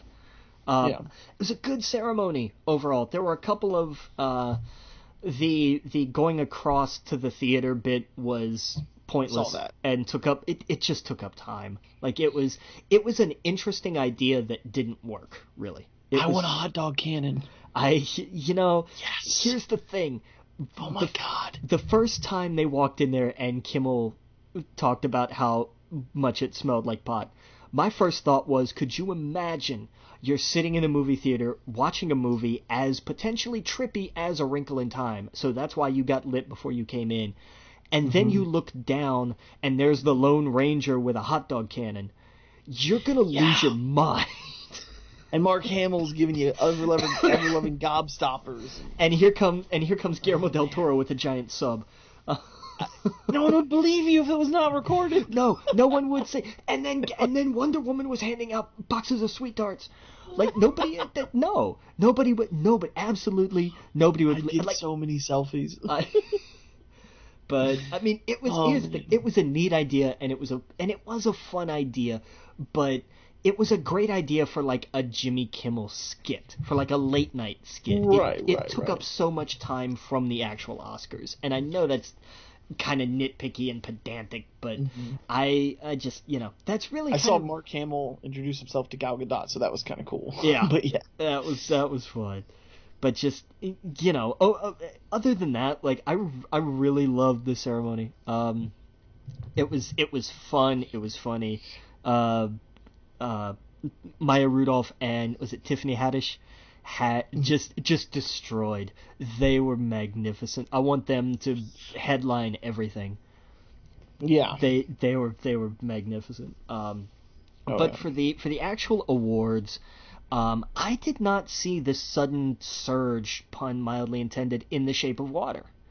I didn't see that coming. I thought Three Billboards was just going to clean house. Yeah, no, I haven't seen Three Billboards. So. But it's, I mean, I enjoyed Shape of Water. I'm not bummed that it won. I don't feel bad. I feel great for Del Toro. I didn't see that. I didn't see that coming. Is all. Usually there's one or two clear-cut choices, and I thought this year it was going to be Three Billboards. And I was wrong. I mean, it did well for itself, don't get me wrong, but I didn't see it losing Best Picture. Yeah. But good for Guillermo. He earned it. He deserves it. And of course he won for Best Director, which was fantastic.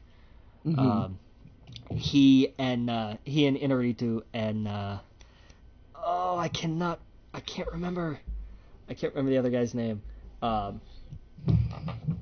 I'll look it up. It's gonna make me crazy. But Del Toro, he's everything Tim Burton thinks he is as a director. Wow, he really is. That's probably the best way I've ever heard it put.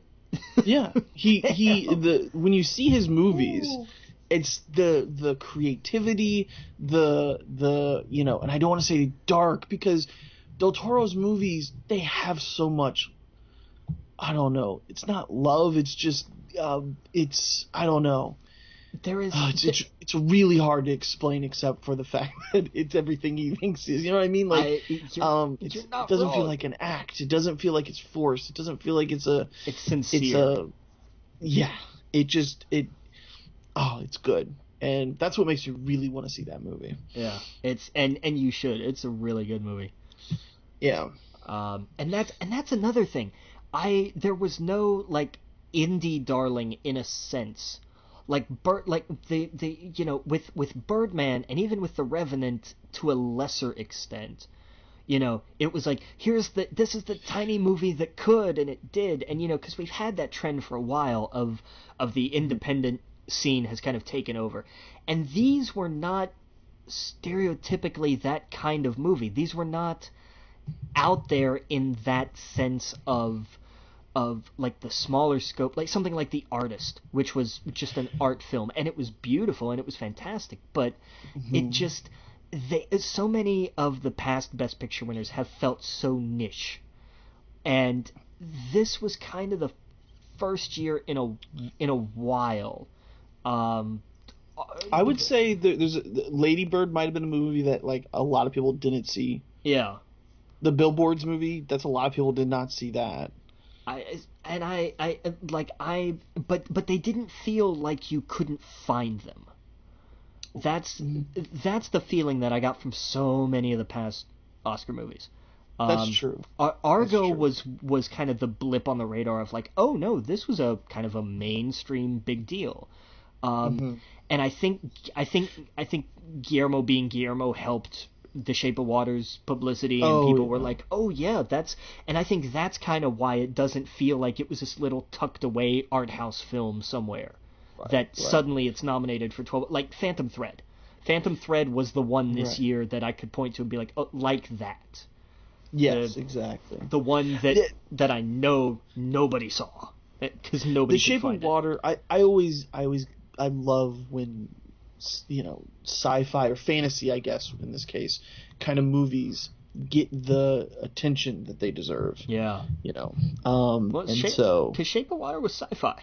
It was definitely sci-fi. Right. And I mean, I haven't seen it, but I guess from the outset, that's what it looks like to me. So yeah.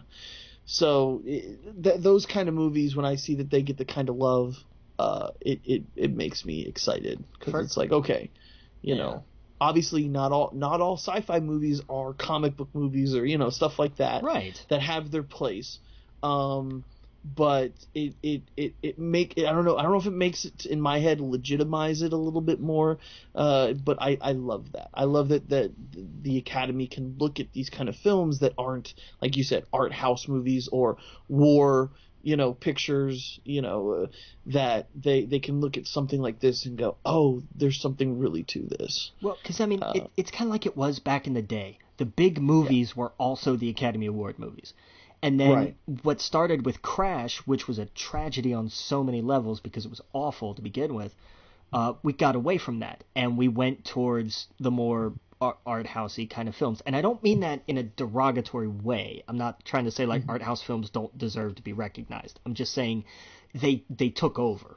And that's on the Academy more than these people just made movies. The Academy are the ones that pick and choose and do all that stuff. But because the last big anything really, we had Argo a handful of years ago, but not much before and after since Return of the King. Right. And then it just and then it went to the more kind of indie darling sort of films. And Shape of Water being the first science fiction film to win Best Picture, which was something that blew my mind. I was like, but I think between that winning and between just the nomination for Get Out for a handful of things, and then the win for original screenplay, God bless Jordan Peele, man, because he looked like if he hadn't won this, he would have just absolutely collapsed. Just not in and just because he put absolutely everything into this movie. He talked about it in his speech, and this was kind of the ultimate vindication of his work. And my favorite part about his win was actually watching on Twitter. They posted live shots of Keegan-Michael Key's reactions.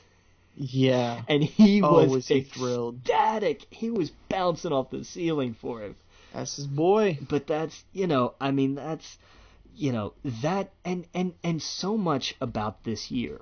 And granted, yeah, we've still got a long way to go in the film industry with regards to representation and equality and so much else.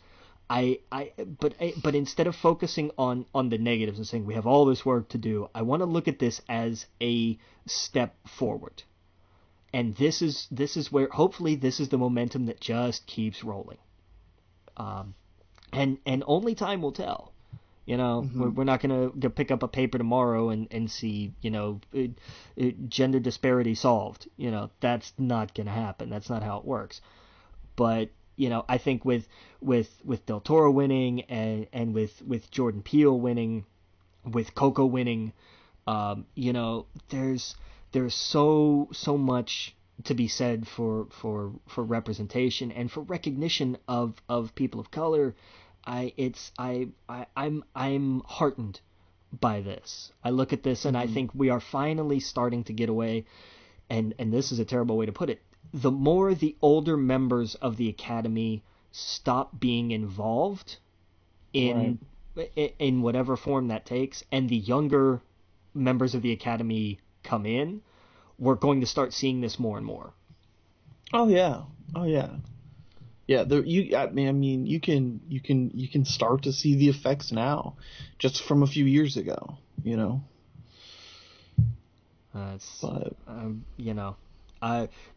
only thing that I'm bummed about in terms of awards, was and bummed is a harsh word.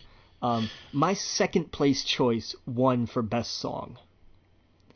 Because I wanted This Is Me from The Greatest Showman to win so bad. Yeah. But Remember Me is a great song. It's a good one. It is, and like I said, I'm not, bummed is a harsh word. I'm not bummed because it won. I'm bummed because This Is Me lost. Yeah. But other than that, I can't really argue with anything. Kobe Bryant won an award. Yeah. It was. Him and Leo got the same amount of Academy Awards. And Del Toro. Yeah, exactly. Well, no, I guess Del Toro has two though, because wasn't he also a producer on? He was a producer on. Well, he won two this year all alone. Shape of Water. Yeah. So. Yeah. But yeah, it's sad. That's crazy. I think that's awesome. Like, that's something. He'll be introduced as the Academy Award winning artist, Kobe Bryant. Like 3-6 Mafia. Yeah. When they won that year, I was so happy. I'm like, yes. Well, you can also say Academy Award winner Eminem. It's a weird company to be in. Wait, he won an award for what? For 8 Mile. He won for song for 8 Mile. For song? Oh, yeah. That's awesome. He won for why did I forget? It's just cool to me when people are just totally not in the movie business, but they get that one thing and suddenly they win. Yeah, for it's like the guy who does he never plays scratch off. First scratch off he gets, and it's like $10,000 for life every month or whatever. Like, you son of a bitch. But yeah, Eminem won for Lose Yourself from 8 Mile, and it was weird because he didn't show. He didn't go to the award ceremony because somebody had told him what else was nominated, and he just kind of went, okay. Well, so what did they do? Well, it was one of those things of, because sometimes it happens, and, people will applaud, and then whoever is presenting the award will then say, so-and-so is not here to accept this award. I will accept them. I accept it on their behalf. Oh, wow. Oh, they did. Yeah, they've done that before. It happens. Oh, wow. It happens every once in a while. It's not That's crazy. a chance. Unless they designate somebody, and that happens too. That happens a lot at music shows. That happens a lot at music award shows. That was a thing that happened during, I forget, one of the country music shows a decade or two ago, and George Strait won for everything, and Alan Jackson had to keep getting up to say, I accept this award on his behalf, he's not here tonight. And finally, like the fourth time it happened, he got up and he said, look, y'all, I ain't gonna lie to you, George is off fishing somewhere. But it's, it That's happens. funny. I saw George Strait live once. Yeah, he's good. He's a good live show. I've seen him a couple times. He's good. I wish I liked country. It helps. It definitely helps. Yeah. No, my buddy he knows people, and they had like really good tickets for it. And I was like, yeah, sure, I'll do anything like that. And I was like, okay, this is cool. I wish I knew a lot of the songs. I knew some of them. Yeah. But man, I wish it was like, I don't know, just. See, that to bring it back to our music discussion from earlier, I think growing up a country fan is why I'm more about the lyrics than the beat. Right. Because that's what the music is. The music's more about the story than the music. Right. And I know that he is a legend, right? But, if it was Garth Brooks, I would have known every song. Sure. Yeah. Well, because Garth had crossover appeal. He had way more George was a giant. He was the fish in the country music pond. Garth crossed over. He crossed over before, so much of country now, which isn't country and sucks. And yes, I'm one of those people. Don't at me. But, before when crossing over was a big deal, when it was Garth Brooks and Shania Twain, and that was pretty much it, And so, are you saying they're the mumble rap of country? I'm just kidding. Yeah. I had someone post in one of the groups we're in. Someone posted like a band. I forget the name of the band, but it was the screaming metal. Okay. Like rah, rah. I don't know. I can't explain it, but it was very screaming like. And people were like, "Who are this?" And they're like, "I love how people are like, who is this band?" But they've been popular for 10 years. And I was like, I don't know what they're saying. Is this the mumble rap of rock and roll? And he was like, you just need to leave right now. Because this is this. And I was like, tell me I'm wrong. And he's like, you're right, and that's why you need to go. Yeah, pretty much. He was like, I don't know what they're saying. But, sorry, anyway. Yeah. No, Garth Brooks, I had his, I've, of course, heard a bunch of his songs. But I used to have his 2-disc from Walmart only. Double disc or whatever live album. The double live, loved it. Yeah, yes. Good album. And it sounded so much better than the just non-live version. Well, his live stuff didn't sound as like produced or whatever. Well, and because he was an entertainer, Garth goes out and lights up a crowd. Like that's he is absolutely an entertainer, and so many people out there aren't. Keith Urban's another one who goes out and just works the crowd. Like, just will absolutely draw a crowd into it, and draw from the crowd, and include the crowd. And that's, and for any artist, and I'm sure there are plenty of others that can do that, instead of just stand up on stage and go to your marks and play or sing or whatever, and just kind of, oh yeah, by the way, there's an audience there. Because that's crap, that's not a show. Yeah. Oh yeah. Oh man, now I need to pull that out. I like the Beaches of Cheyenne and all of his just random songs I can name. But yeah, when I went to George Strait, I was like, okay, I know a few of these, but I didn't know a lot of them. And I could tell everyone else around me loved it. Oh yeah, and I appreciated it, but I just honestly I didn't know a lot of it. So I was like, okay, this is cool. Yeah. This was a long time ago too. Man, I would love to see Garth Brooks live. Is he done now? Or... No, he came back. He retired. His whole thing was he had done his last tour years and years ago and said, I'm retired until my last kid goes off to college. Mm-hmm. And his last kid went off to college a couple of years ago, and so he came back. Right, and I saw he was in Florida not too long ago, and I thought, I'll never see him if I don't go, and I couldn't go because of money restrictions. Yeah. But he's still touring, though, correct? As far as I know, yeah.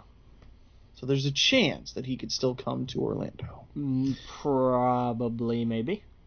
Damn it, I just see, look at his live events, and it's like Houston, Texas, that's it.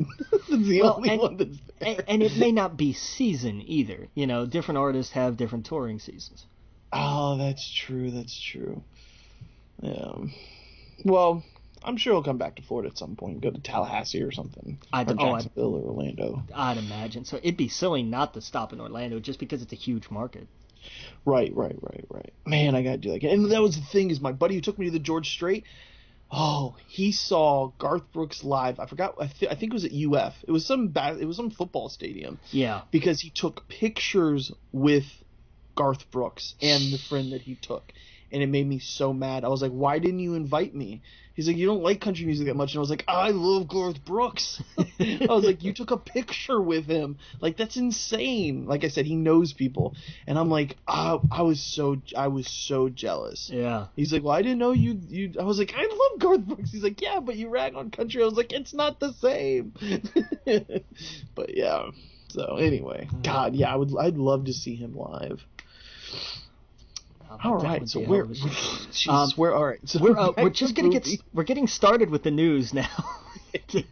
15 minutes left in the show. We might want to start the news. Yeah. Well, we went over a lot of who won the Academy Awards, the ones that stuck out to us. Yeah, I mean, Dunkirk won all the technical ones, which is not a shock. I was hoping Star Wars won one of those. I could, like, the Academy Award winner. I was praying, man. I was praying so hard, but it was not to be. I'm surprised the Planet of the Apes did not get visual effects, because holy shit. Yeah. Those apes, they are the best visual studio to me right now, because I can't tell the difference between reality and fiction, reality and what's not real in those movies. Yeah, but I get why Blade Runner won it. Like, I'm not. Oh no, I'm not disappointed. I don't know. I'm a little disappointed because Star Wars didn't win, but I look at Blade Runner and I go, yeah, I get it. I understand. Yeah. Yeah, but yeah, man, the effects on Snoke. Whew. Did you see that? Well, I guess this was kind of given. Rian Johnson threw out everything J.J. Abrams had for the next two movies, like the outlines. He's like, "Here's where I'd like to take it," and he was like, threw it in the trash. Well, that's it. When you bring somebody else on, that's their prerogative. Right. Oh yeah, no, totally. I mean, that's what they did essentially with George Lucas' script. They're like, "No, sorry, we're doing our own thing." Same deal. So it's going to be interesting to see how it pivots, or how J.J. Abrams. I would love at the end of the day for J.J. Abrams to do like a podcast to be like, "Well, this was the original outline." Sure. That would be really cool. Yeah. Or like a comic or something. If he that would be neat. If Marvel did a comic was like, this is how J.J. Abrams' thing was going to go. That'd be. I don't know if they would do that. I'd rather have it on a podcast, because if they if they market it and they license it and all this, then you get everybody complaining. Why couldn't it have been like this? It gets him a little upset. It gets Rian Johnson a little. I could see that upsetting him. Yeah, that's why I don't mind a podcast. He wants to go on a podcast and talk about it. I'm all for it, because that's what it's for. But yeah, because that would be, he could, and he would be totally respectful. He'd be like, "I love what they did. Here's what I was gonna do," and just, hey, here's the story. That would be cool. Yeah. So, we will see. So anyway, we got a lot to go through, so we'll kind of skim through some of these. Well, because the big thing is they keep moving movies. Because we know Avengers got bumped up a week. Damn it. Yeah, I bet everyone was like, do you think they had Robert Downey Jr. and who was it, Chris Evans, purposely go back and forth just so they could announce that, or do you think that was just organic? No, I think that was orchestrated. I think that was the marketing behind it, because they wanted it to look that way. This was done to avoid spoilers from when it opened early in foreign markets.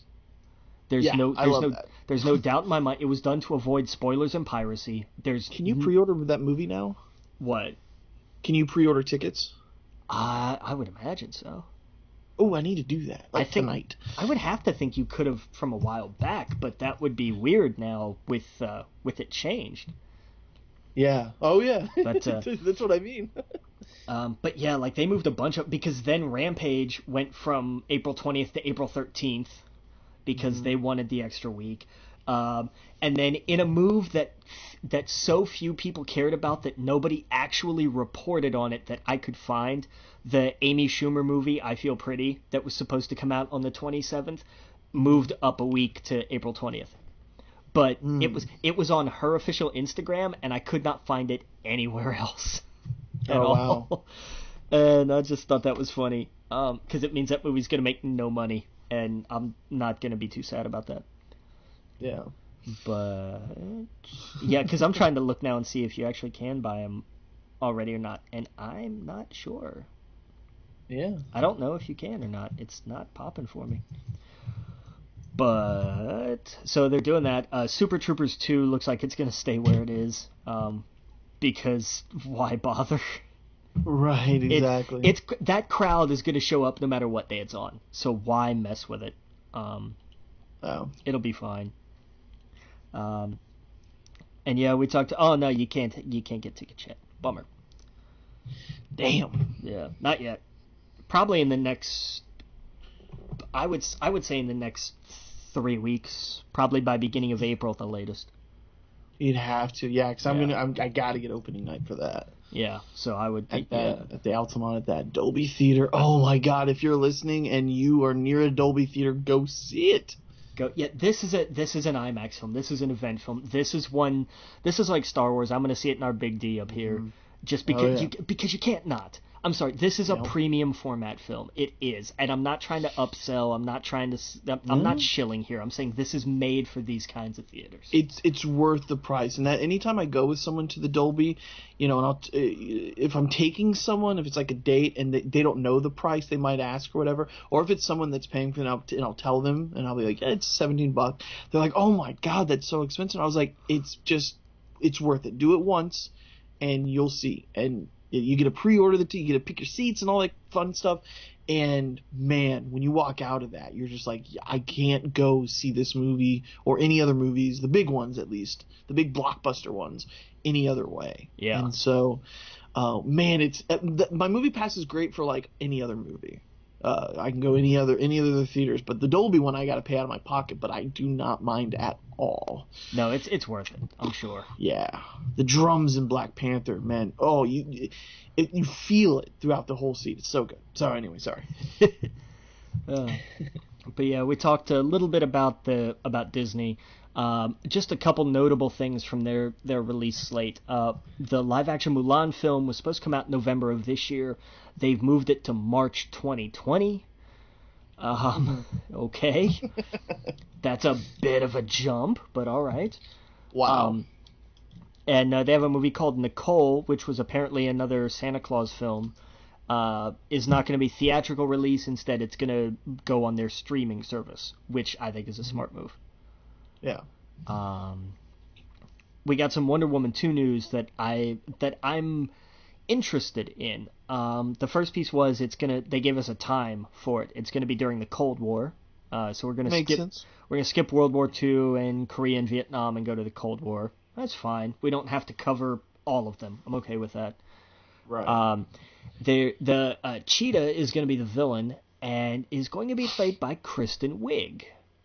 It's interesting. I like that choice because it is a little bit out of left field. Totally. Not terribly, but a little bit. Oh yeah. No, I think so. I think it is actually out of left field. Yeah. It's would not expect that if you were to give me like a list of actresses. You would think just because of her comedy, True. So I'm absolutely 100% on board. I want to see what they do with her character. I'm expecting kind of a Jekyll and Hyde in the sense of right, because it looks like they're going to focus on the archaeologist version of the character pre-powers, and I can see Kristen Wiig doing that very well and being maybe even a little bumbling kind of insecure kind of that character, and then with the powers kind of grows into him and gets fairly evil fairly quickly, I think. Right. But it'll be interesting. I'm glad they're using an OG villain, and hopefully it's one that'll stick around, because I imagine she'll be in the Legion of Doom that they talked about at the end of Justice League. If they still have a Legion of Doom after Flashpoint. Right, yeah, that's true. And the Horrible Bosses writers, John Francis Daley and Jonathan Goldstein, did finally sign the deal to direct Flashpoint. So they replace Rick Fukuyama. I actually have him written down here. I am Famuyiwa. Sorry, my mistake. Terribly sorry. Who himself replaced, was it Seth Graham? Was it Seth Graham Smith? Seth Graham Green, whatever he was. Mm-hmm. Who had done, was it Abraham Lincoln Vampire Hunter? I think. Yeah. So that's been a bit of a roller coaster of a film. And they haven't even really gotten started yet.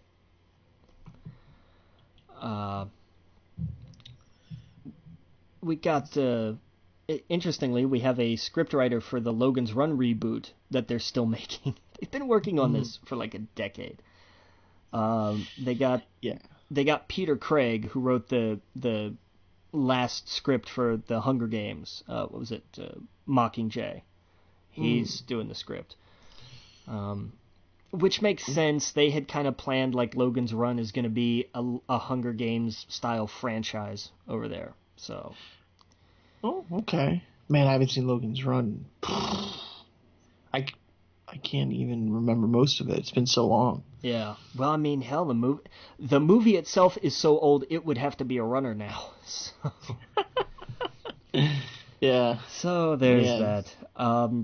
Netflix is getting into this. What is this? Okay, so they're getting into the superhero gig, and we don't know anything really about this movie. It's going to be called Past Midnight. It's going to potentially star Keanu Reeves. What? Yeah, it's going to be written. Crazy. It's going to be written by T.J. Fixman, who wrote the Ratchet and Clank movie and worked on the games. So he was kind of the story guy for Ratchet and Clank from console to screen. It will be directed by Rick Famuyiwa, who did Dope, which was tremendous, and it means this is going to be an interesting movie, hopefully, if they give him the control that he would want, I would imagine. Given that it's Netflix, I think they will. And they got a couple of guys to produce it. I don't know if anybody's familiar with the Russo brothers. They worked on a couple small films, Captain America, The Avengers, just little things. They're going to produce this thing. So That's crazy. This is going to be a bizarre film. But I'm looking forward to it, just because it's like from the guys who brought you The Avengers, directed by the guy who brought you Dope, and starring the guy who brought you Whoa, comes a Netflix superhero movie. Exactly. Like, I'm in. I'm done. Let's go. Let's do it. Oh, we got Lionsgate's moving ahead with their Highlander reboot because it's the next in another line of reboots we talked about. Ryan J. Condal, who does some writing for Colony, wrote a script that they really liked, and it looks like they're going to fast track this because they want to start production in the fall. This is another one that's been in development hell forever, so I don't know. I don't really know if this is going to get off the ground or not. I don't know if I want it to get off the ground or not. Yeah, no, I could care less. But here's the thing: the original does not hold up. I'm sorry, I love it to death. But if you were to show that to somebody for the first time in this day and age, they'd hate it. Oh yeah, for sure. They would. It's such an 80s movie. Oh my god. We talked about reboots. The Crow has a definitive quote unquote release date of October 11th, 2019. I don't think there's any way it makes that date. Yeah. Not the slightest. I don't think so. I think that's optimistic at best. Mm-hmm. The title for Tarantino's big Charlie Manson film was announced. It's called Once Upon a Time in Hollywood, which sounds like something we've seen before. Like, it kind of sounds really old-timey and old-fashioned, and I guess that's what he's going for, but... I love that name. I'm so interested in this movie. It's an interesting title, and I think it'll grow on me. I think this is definitely a title that, like, the first time I saw it, I was like, but I think it'll grow on me. This was such a disgusting point in Hollywood, but also definitive in a way. Very true. That it's almost like someone made it up. and it was a made up movie, but it's something that actually happened. Something that I'm not terribly too, I don't know that much about it, honestly. I mean, we all know Charlie Manson. We all know, maybe parts of the story. I wasn't that educated on it. I don't know that much about it. I know that, he was a leader of a cult. He talked people into murdering people and happened to be, Hollywood stars. But I don't know the meat of this. You know what I mean? Like, I haven't dived too far into it. Like, I know a lot of other people have. Especially older people that were around when all this happened. Yeah. I'm, and DiCaprio and Brad Pitt, they're playing like the neighbors, right? Yeah, they're playing Sharon Tate's neighbors. And the neighbors didn't really have much to do with the story, though, right? No, and I think that's why he's coming at it this way. Yeah, it's such an interesting point of view because the stuff that happened at that house was just like.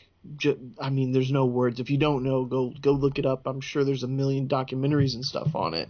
Oh yeah, and there'll be a million more. Right, and the things that I've read about it or watched about it, it's insane. It's like something you would see from like the Conjuring movie or something. Like and it's scary. The scariest part about this is all real. This is very something that can really happen. Just the loss of control and what these people just did. It's absolutely insane. And it's scary, especially the way Hollywood, like YouTubers and stuff like that they seem so obtainable, if that makes sense. Because the way they present themselves, does that make sense? Yeah. I hope nothing like this ever happens again. But it's seeing the way how some of these stars are just so, it seems like accessible, like they don't care. It's scary when I see stuff like that because I'm like, man, like how are you putting your house on YouTube? You know what I mean? Like how are you showing everybody where you live in this music video or whatever? It's crazy to me because of the stuff that happened before, like this. Yeah. Oh man, like that's a nightmare beyond itself. So man, I'm super interested in seeing what Tarantino has to do with that. I know he's gotten a lot of slack recently, because of the stuff that he did with back with Pulp Fiction or whatever. Kill Bill, I think. Kill Bill, that's what it was. Well, yeah. and that was a thing of where he got a lot of crap for it, and then because Uma Thurman did one interview and talked about all the stuff that went wrong and everything, especially one of the stunts, and Tarantino got a lot of crap for it, and then she came out and said, "But hang on, wait, it wasn't. I'm not blaming him. It wasn't his fault." And to his credit, Tarantino owned up to what was his fault, and there was a big, there was a grand kind of reconciling in a way of saying, look, these things happen, and this stuff sucked, and we can all be, that was done the right way. It was a teaching moment. Yes, that's it. And it's something that it seems like he's corrected very well since then, and he knows that was a huge mistake. A lot of things he could have done differently. So I don't think it's gonna change anything. He's said a lot of stupid stuff in the past, and that I'm sure he does, and he's come out and said he regrets and whatnot, and done a lot of dumb things. So he's nothing like the Weinsteins of Hollywood. No, because but I could see people being a little bit trepid to be like, what kind of movie is Quentin Tarantino going to be making about a bunch of people killing, especially such a famous actress? I want, because he gets very violent in his movies. It's going to make people so uncomfortable. When they watch this, which I guess is the point. I was gonna say that's probably gonna. Quentin is smart enough to understand that, and he will play with that. I have no doubt. It's gonna be hard to watch. Yeah, that is very true. There's nothing good about that story. There's no redeeming. There's nothing good about it at all. So I'm curious how. That's gonna be one of those movies where now that I'm really thinking about it, that you just gotta it's got to be the right time because there's gonna be nothing good about that. It's just gonna be a terrible, horrible thing to watch. Now that I think about it, I don't know. And from a neighbor's point of view, that's interesting. Yeah, I'm just curious. Is this gonna be like? Is he telling that story, or is he gonna tell his spin on it? You know, like the way he rewrote history with Inglourious Bastards. Oh yeah. Well, were the neighbors? Oh, so okay. So Brad Pitt and Leo are living together. Are they gay? Are they roommates? Or were Pitt, they real people that they're based off of? I don't think so. I Oh, may be wrong because it didn't give a lot of information about that, but I don't okay. think so. Um, Oh, so be, that's a way they could well, add some. because And you're right. I didn't think about that. Inglorious Bastards. yeah, That had a way better ending than Real World. yeah. Well, they You killed know Hitler. You know, I mean, that was kind of yeah. So I wonder. Whoa, what a fucking slide would that be? uh-huh. If he makes it more of a like, well, here's a better ending in the real world, Yeah. the real world version. Because the way that I read it, DiCaprio is like somebody in movies and he's struggling and can't go anywhere, and Brad Pitt plays his stunt double, or the other Okay. way around. One of them is the other's stunt double, and I Okay. think it's DiCaprio is the actor and Brad Pitt is the stunt double, and he's the one who lives next door to Sharon Tate. Oh, so they're both not living there. He's probably just visiting. They're probably Right. like going over the scripts. Okay, that makes sense. Okay. Man, that's gonna be something else. Yeah. Those two guys. That's gonna be crazy. Yeah. Man, they should somehow get Samuel L. Jackson in there. He's in all of his movies, though, so I'm yeah, sure. he'll be in it somewhere. He'll be selling Yeah. wallets or something, you know. Just like, Right. have somebody look at those and go, "Man, this is the '60s. You can't print this on a wallet. This could be big Right. in 30 years, man." Right. I was gonna say, could he be a cop? He could. Yeah. He could. Yeah. It'd be a slight stretch. Back that Yeah. far, yeah, it might be a slight stretch, but he could do it. Yeah. Yeah. We talked about Christopher Robin. I had all these notes about the deal for the Weinstein Company, and then earlier today it fell apart again.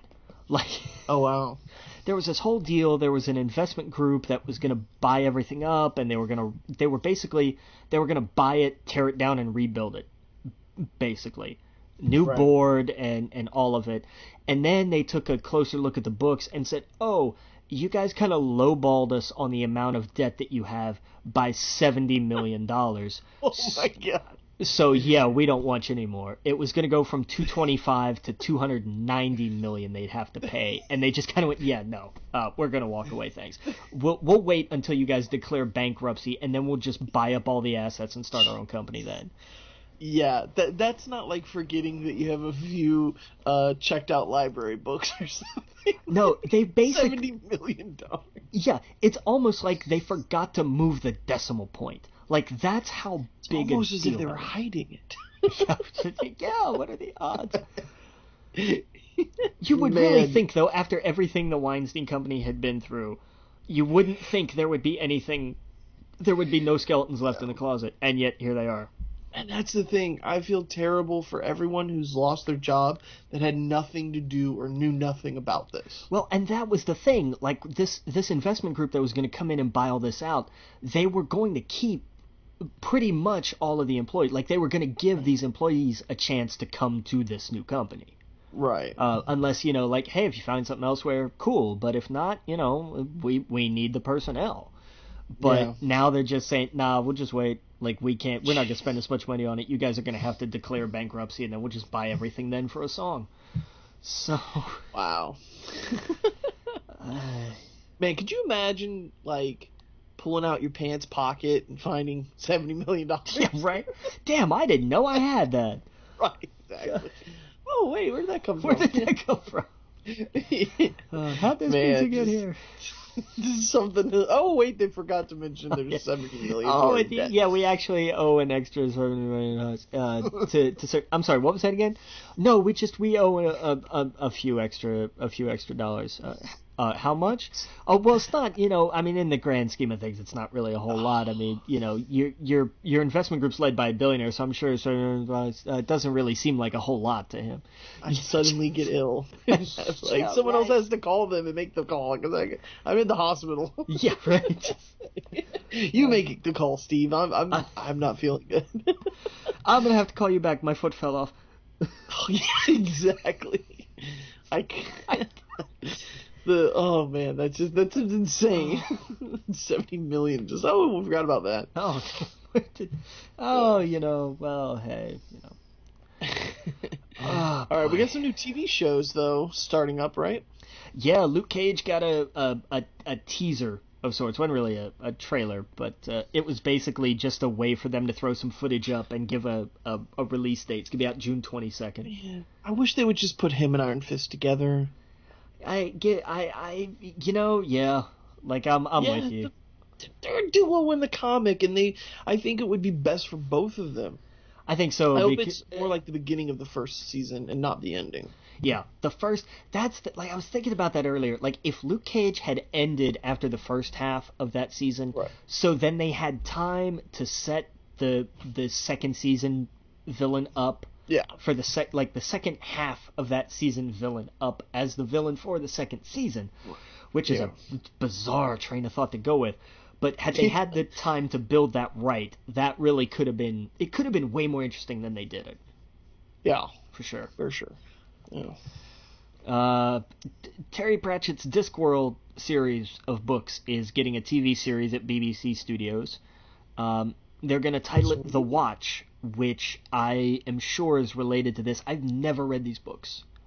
Yeah, no, I haven't either. I've never been near them, and I know that's kind of a bummer because Terry Pratchett is tremendous. He and Neil Gaiman did Good Omens, which they're adapting on Amazon, I want to say. And it's fantastic.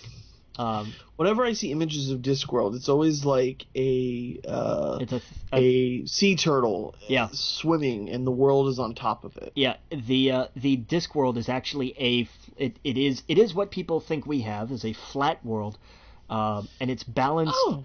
It's balanced on 4 elephants that are standing on a giant turtle. Why not? You know what? Why not? And turtles all the way down. Yeah. But wow. So cool.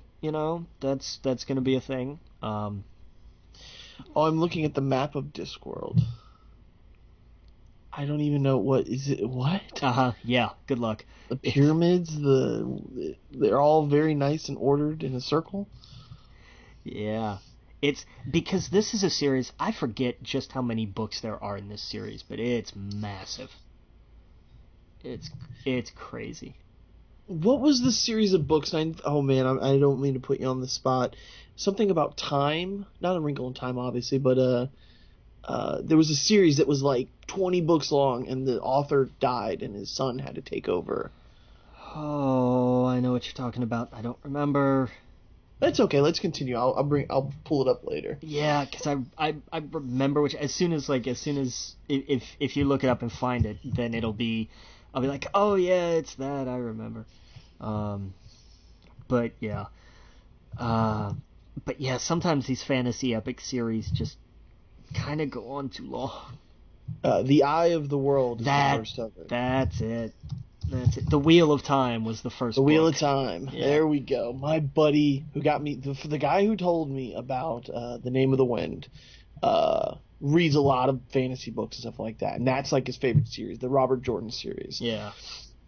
He's like, I'm not even going to tell you to get into this because it's too long. He's like, just read The Name of the Wind. But that's his series, is The Eye of the World, because it goes on and on and on and on. Yeah, it's crazy. Yeah. But I'm sure that's brought up. We talked about that before, right? Yeah, because I read like a quarter of that in like of the first book in like 4 hours. And I was like, I can't. It took me this long to get this far. Yeah. Forget it. Yeah. It's just not happening. In news that sent the internet spinning on its collective head, the Boss Baby is getting an animated Netflix series. Okay, I never saw it. Apparently, there's so much. The movie is on Netflix. I encourage, if you haven't seen this movie, watch it. It's cute. It's funny. It's Alec Baldwin sometimes quoting his Glenn Ross speech. And Yeah, that's what it seemed like. it's fun. And people treat this movie like it's the Antichrist. And I don't understand why. When it got nominated for Best Animated Picture, because every year there's always one that gets nominated that you look at and go, oh, they needed somebody to fill out the category. People lost their damn minds over this. Like, I mean, it looks like any other animated movie. It doesn't. Okay, so it didn't interest me when I saw the trailers and stuff like that. It's something I went and saw, but I not once thought, well, that could never be nominated for animated movie. It's like a giant animated movie. Yeah. And it's made by a major studio. I don't. That's stupid. And it's not bad. I enjoyed it. I liked it, and I recommend it to people. But my God, did people just pile on this movie? They were like, "Oh, it's the worst thing ever. It's terrible. It's awful. It's horrible." And I'm like, "You guys just need to Maybe shut they just up." don't like Alec Baldwin. I guess, but I mean, Maybe even political still, reasons. There, I don't know. I don't know. Because I don't know. Whenever I saw that, it didn't look like the Emoji Movie or something like that. No, my God, had the Emoji Movie been nominated, I would have been at the head of that mob handing out the torches and pitchforks. Right. I think everybody knew, like, oh, Pixar movie came out, it's gonna go to Coco, but yeah. It definitely looked like it deserved to be there from what I've seen. I don't know if it was actually Academy Award nominee worthy, but my God, it was not the end of the world. Like, right. Yeah. I don't know. But anyway, that comes out April 6th. And this is this is a kids series. Like, this is definitely meant for kids specifically. The movie was definitely like, we made an animated movie for kids with a couple of jokes that are going to be kind of wink wink nudge nudge to the parents. So that way everybody gets in on it. But the show is definitely like, oh, this is a children's cartoon, which is fine because it's literally a children's cartoon. So I don't know. Yeah, no, this is the show is not going to be for us. It's going to be it is decidedly for kids, but the movie's one of those that I think really does a great job of splitting that difference of saying, yeah, we made a movie that your 5-year-old kid can enjoy and you can enjoy too. So if you've got time, watch it. It's an hour and a half, hour 40 minutes, whatever it is. It's worth it. You could do worse things with your time. Yeah, for sure. Somebody's making a War Games TV series, which nobody wants, nobody asked for, and nobody's gonna watch. It's like a bunch of clips of YouTube videos. Yeah, it got a trailer and it looks as bad as you would think it's gonna be. So I have nothing to say about it really. That's it. Right. Well, the good news is we got some kick-ass PlayStation Plus games. I'll tell you what, man. I will now play Bloodborne because it's free. Like, ooh. There was no way I was gonna pick that up because they were like, it's like Dark Souls, and I was like, then I don't want it. I want no parts of it. They are not my speed. But it's free. It's PS Plus this month. I'll pick it up, and I'll probably sink into it when I jump back to my PlayStation because I've been on Xbox Game Pass for a while playing Saints Row 4. Because I've just been killing time. Well, good luck with Bloodborne. I played a few hours of it, and I was like, everyone says this game is great, and I just keep dying. But that's the part of it. The more you die, the better you get at it. That's true. That's true. I made the sickest Joker because there's a creative character in it, and it is, to me, to the T, the Joker. Nice. And I played the game as if like the Joker was having some delightful dream. And that's exactly how I played it. I thought it was cool. Nice. But yeah, that's something else. So Bloodborne, Ratchet and Clank, which is another fantastic movie or game. The movie wasn't too bad, really. Never saw the movie. It's not it's about what you'd expect. It's mediocre. Oh, okay. It is. But it could have been a lot worse. Right. But ooh, boy, was the game fun. The game's a lot of fun. I don't think I played this one. Oh, dude, it's so much fun. I don't think I played the newest one. I think I played some of because they remastered one or some of them. I think, didn't they? Mm-hmm. I think I played them. I think I didn't play the new one though. Yeah, it's a blast. It really is. I enjoyed it. We got Legend of K, Mighty Number 9 for PS3. Claire Extended Cut for Vita, and Bombing Busters for Vita as well. And Claire Extended Cut is cross-buy with Vita and PS4. Oh, sweet. Bombing Busters is also cross-buy, and Mighty Number 9 is also cross-buy. Okay. So Legend of K is the only one that's PS3 only, I think. Gotcha. Okay. Detroit Becoming Human, May 25th release date. Yeah, finally got a release date. Yeah, looking forward to that one. Yeah, we've been seeing it for like 3 years. Oh, yeah. Sony's reconstructing their... Wait, what are they doing? Okay, so Sony Interactive Entertainment is restructuring the way that they organize a lot of their stuff in-house. They're focusing so that they can put more focus on first-party titles. Because if you remember a few months ago, Xbox kind of did the same. Microsoft did the same thing with Xbox, basically. Right. So this is Sony kind of, in their own little way, copying them without making it look like they're copying them. Yeah. And that's because it's a reshuffling of some department heads and somebody... Like, there's a couple of people in, like, marketing and sales for Europe and Asia who are going to have more people report to them or something like that. It's a whole lot. It looks like a lot that probably isn't really going to amount to much, at least from an outside perspective. Now, maybe within the company this is a huge deal, and I just know very little about these things. Right. But it doesn't look like it changes. Like, they're not axing entire departments or anything, it didn't seem like. So, it's just kind of a reshuffling of priorities. And that's going to take effect beginning of April. So. But. Cool.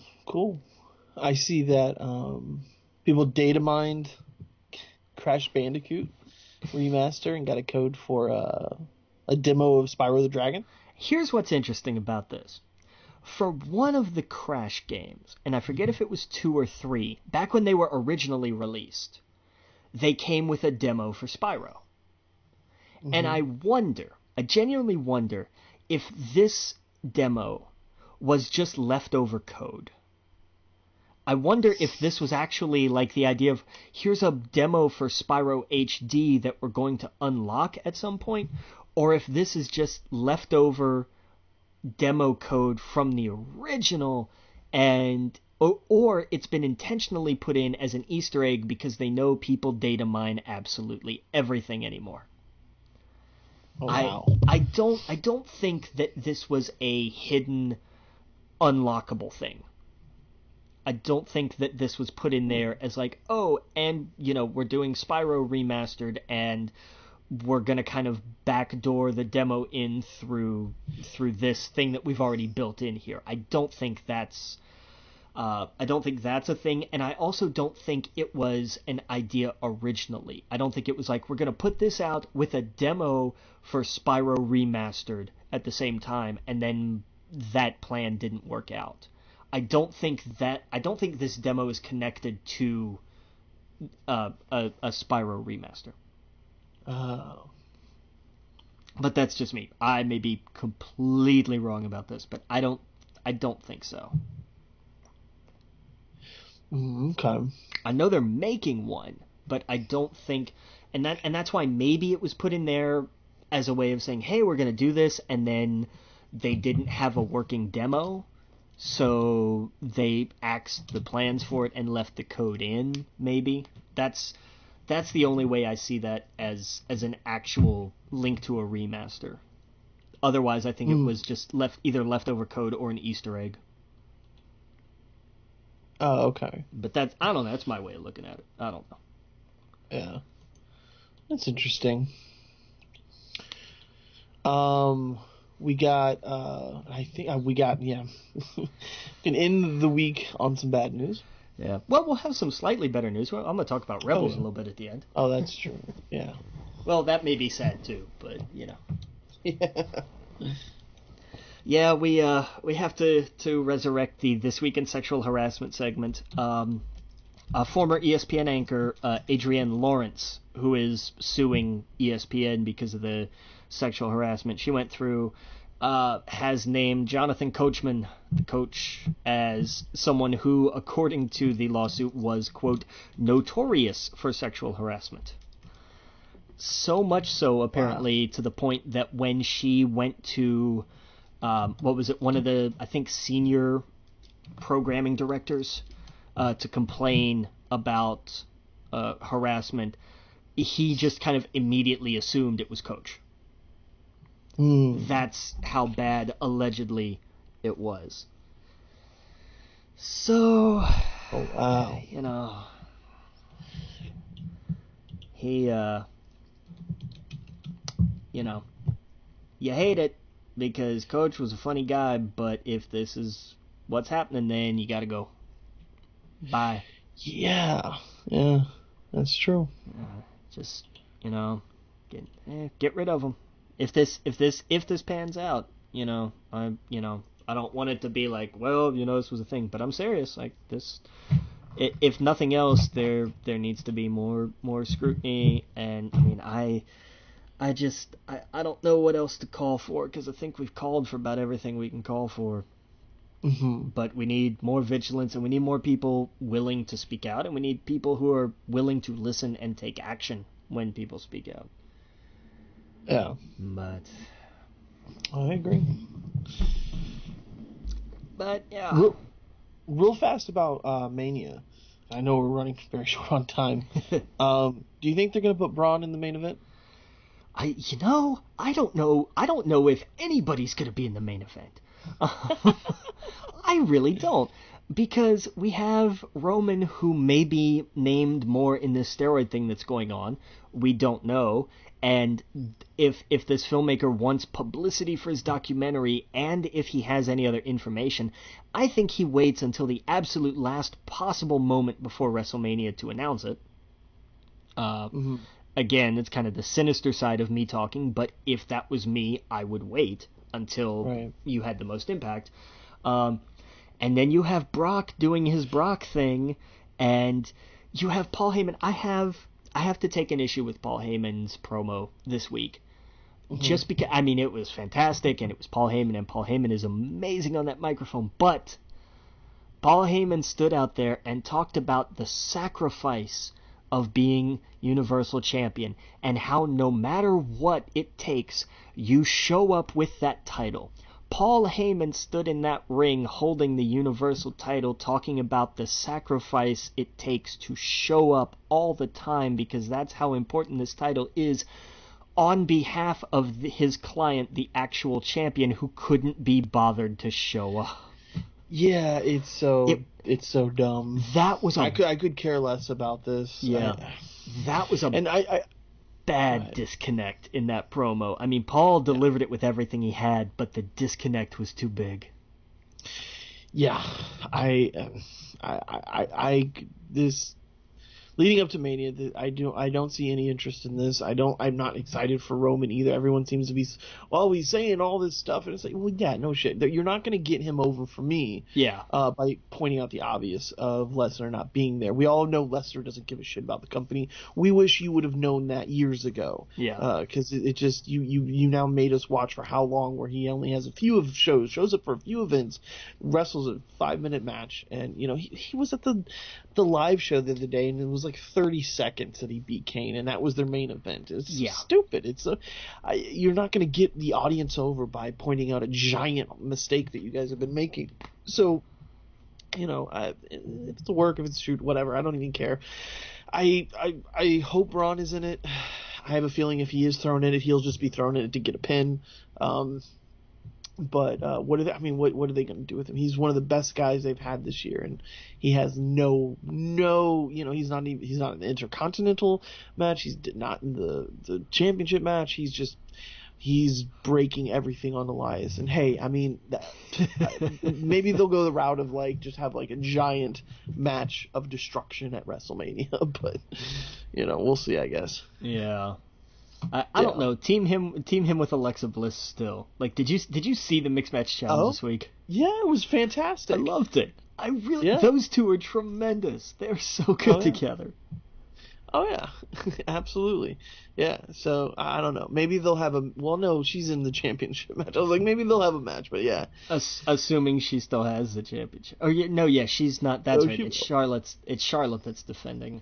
God, God, Fastlane is this week. Ugh. Yeah, it's this Sunday, and I couldn't be any less excited about that either. I don't care about the title match because I know AJ's going to take it. They're going to build it like it's not, and then he's going to pull it out at the very end and beat John Cena, and then Rey Mysterio is going to come out and kick John Cena in the face, and that's going to be the WrestleMania match. But so stupid. Yeah, but I guess it's better than The Undertaker because I wanted The Undertaker to be retired. But Ray and John Cena don't like. This is a lot of. Oh yeah, no, that's not good either. No, don't get me wrong. No. But I mean, I don't understand. Yeah, John, no, just no, John. But John can't be in a championship match every year either. Like, I'm glad that he's not involved in any of that. Yeah. Maybe if he was going after like the U.S. title or something like that, I would be perfectly fine with. I would be all right with that in one sense. But I mean, I really think you have to have. I think you have to have Rusev, Bobby Roode at WrestleMania, and you have Rusev win. I think Rusev gets that moment this year. I hope. But wait, is he? No, he's facing someone to see who the challenger is, right? Who? Is Rusev? Is he fighting someone this Sunday? Is he? He's fighting Nakamura just because he doesn't like him. Are you kidding me? Yeah, they made that match tonight. Yeah, but the promo was funny though. Who's going against Bobby Roode and Randy Orton? Oh God.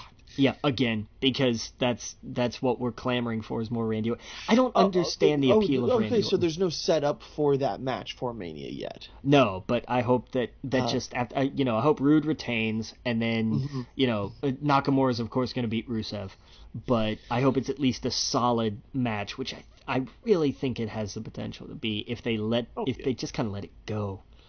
Yeah, but. And it was great though.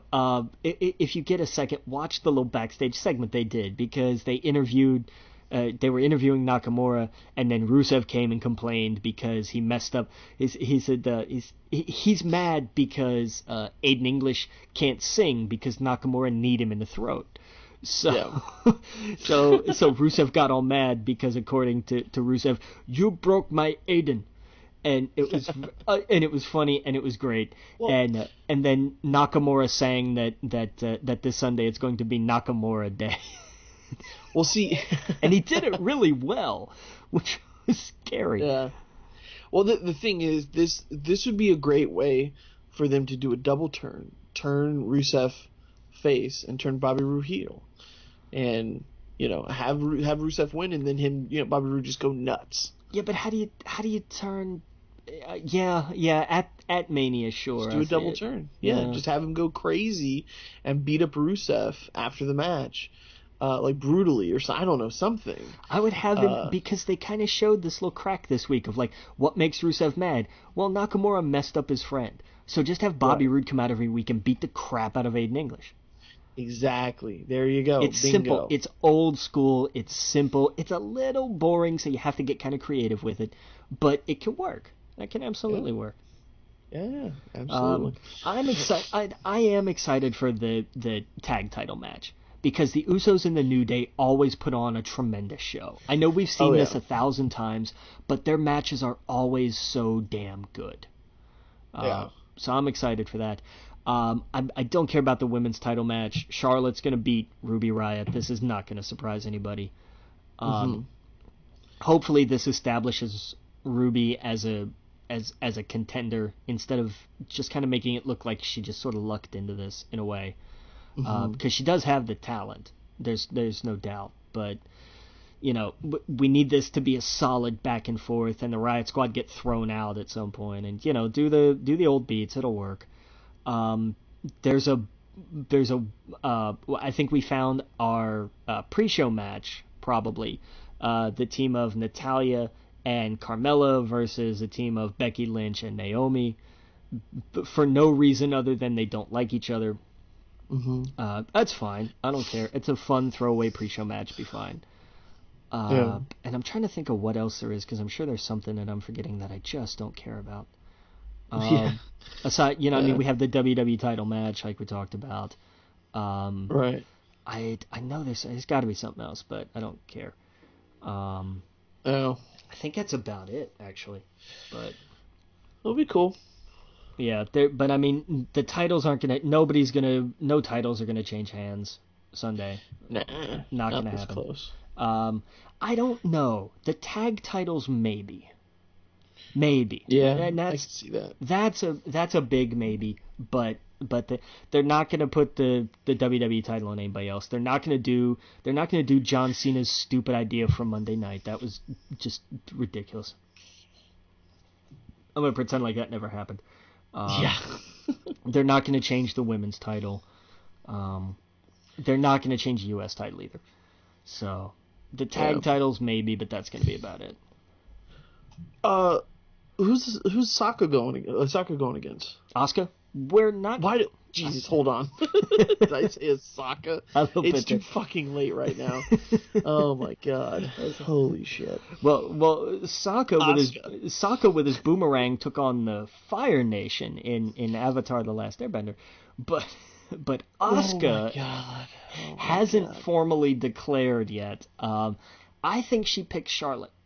I do. I think she picks Charlotte, and we get into a program where Nia, over the next couple weeks, just starts tearing shit down and comes after Alexa. Oh yeah, those tears, they were so good. And I ragged on Nia in the beginning, but damn it, I'm a fan. Like, she has come a long way, and her social media game is top. And she is so much better in the ring than she used to be. And I think people, whenever they point out, oh, she botched this, oh, she botched that, like once or twice in a match, and they happen. And I think people are just extra hard on her. And they do that with a handful of people, and Nia's one of them. But, I mean, you look at any match, and if it goes longer than 7 or 8 minutes, somebody's going to screw up something. It happens. Oh, yeah. I mean... It happens with the best of them. Like, the Botchamanias are just full of top-tier talent screwing up. Exactly. I mean, look at what was it? TJP tried to do some crazy something on 205 Live last week. And fucking guy. Jesus. And it didn't pan out at all. And that's what you get for the order you like the Star Wars movies in, TJP. Shame on you. But... Yeah. But it was... Their social media game. Man, all of the women wrestlers, they've just been so much fun to watch on social media. Like they're going to karaoke with Paige and Nia and all of them, and like it's just ridiculous. But I love it. Yeah, it's fun, and I loved. Mild spoiler for SmackDown tonight. In a match that meant nothing, Becky Lynch made Carmella tap out, and she tweeted afterwards. I don't know if you saw the tweet. Said, "I'm gonna start calling you C. Ella from now on since I took your arm." That's great. Like, that is ridiculous. That's just like a stupid level of brilliant. I loved it. Oh, she should have saved that for in front of the camera, though. Well, So is Lana just not on the show anymore? She and Rusev are part of the Mixed Match Challenge, but I mean, that's it. Oh, okay. She was Tamina's manager, and Tamina's out injured, so I don't know. I guess they'll bring her back on the main roster, I guess, because Mixed Match Challenge kind of doesn't count. Right. With Tamina, I guess. I don't know. Right. Who knows? It's like in an Elseworlds. Yeah, right. Pretty much.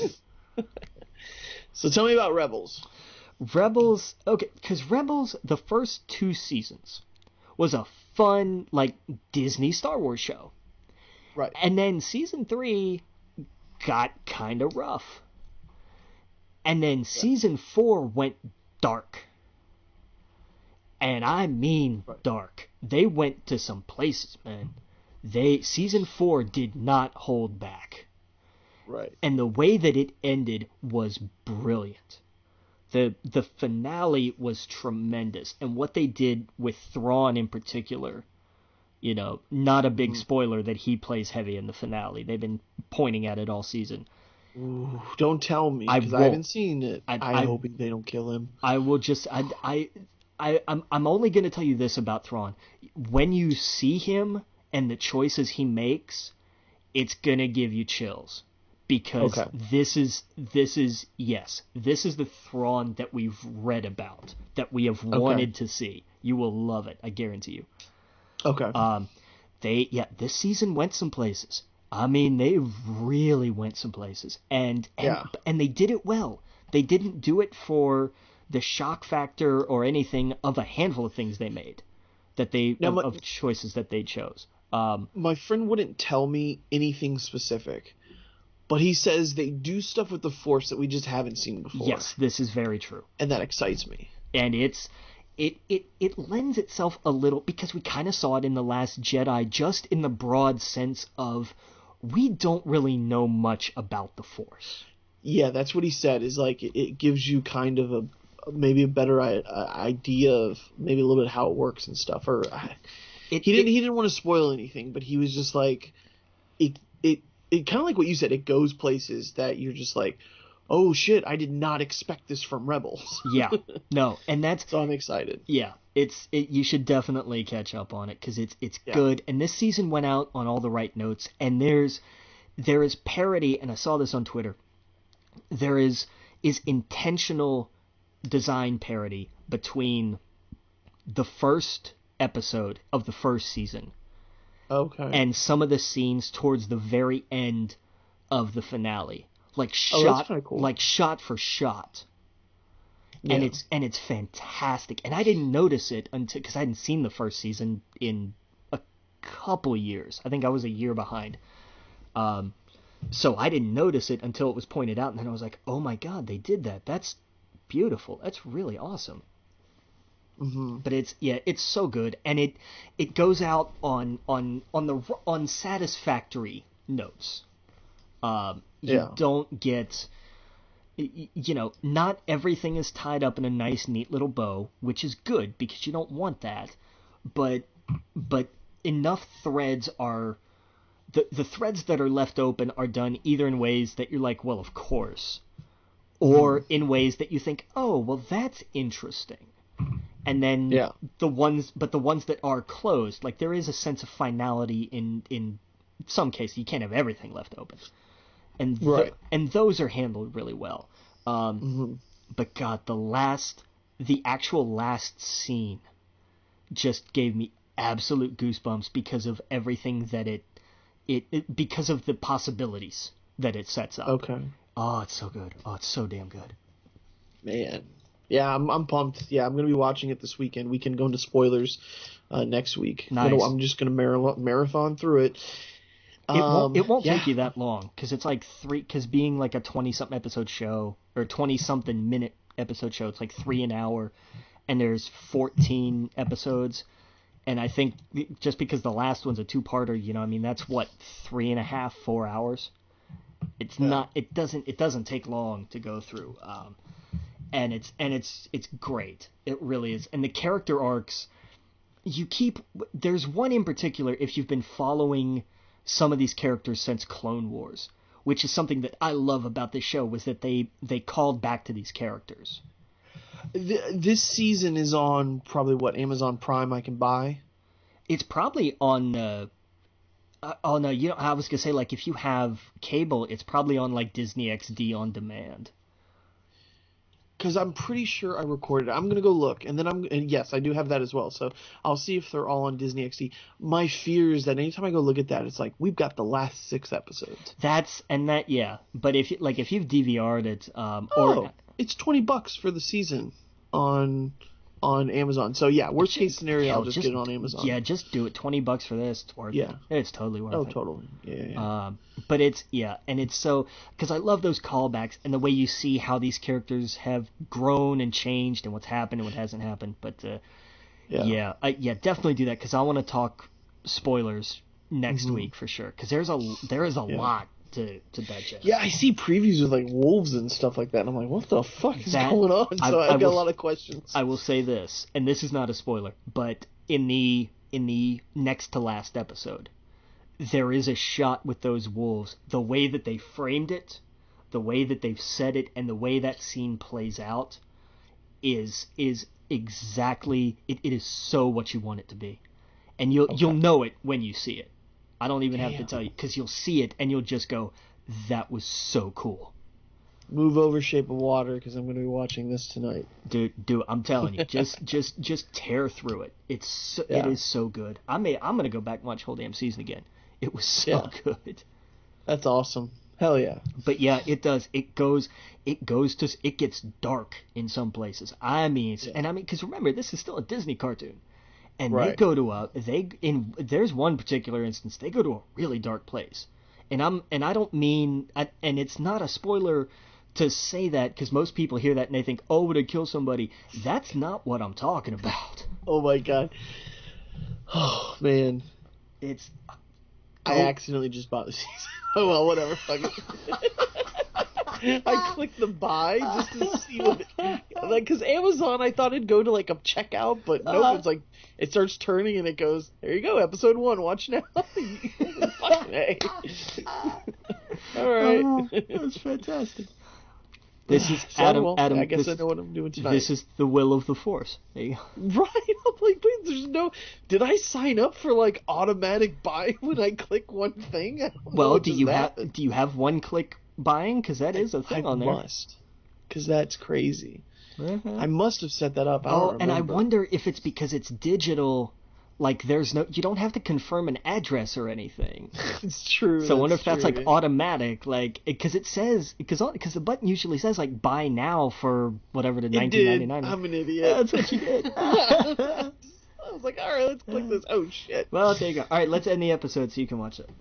Yeah. All right. Well, make sure you go to our iTunes, our Apple. What do they call it now? The Apple Podcast. Make sure you look for our We Geek podcast. If you're already subscribed, just go ahead and give us a review.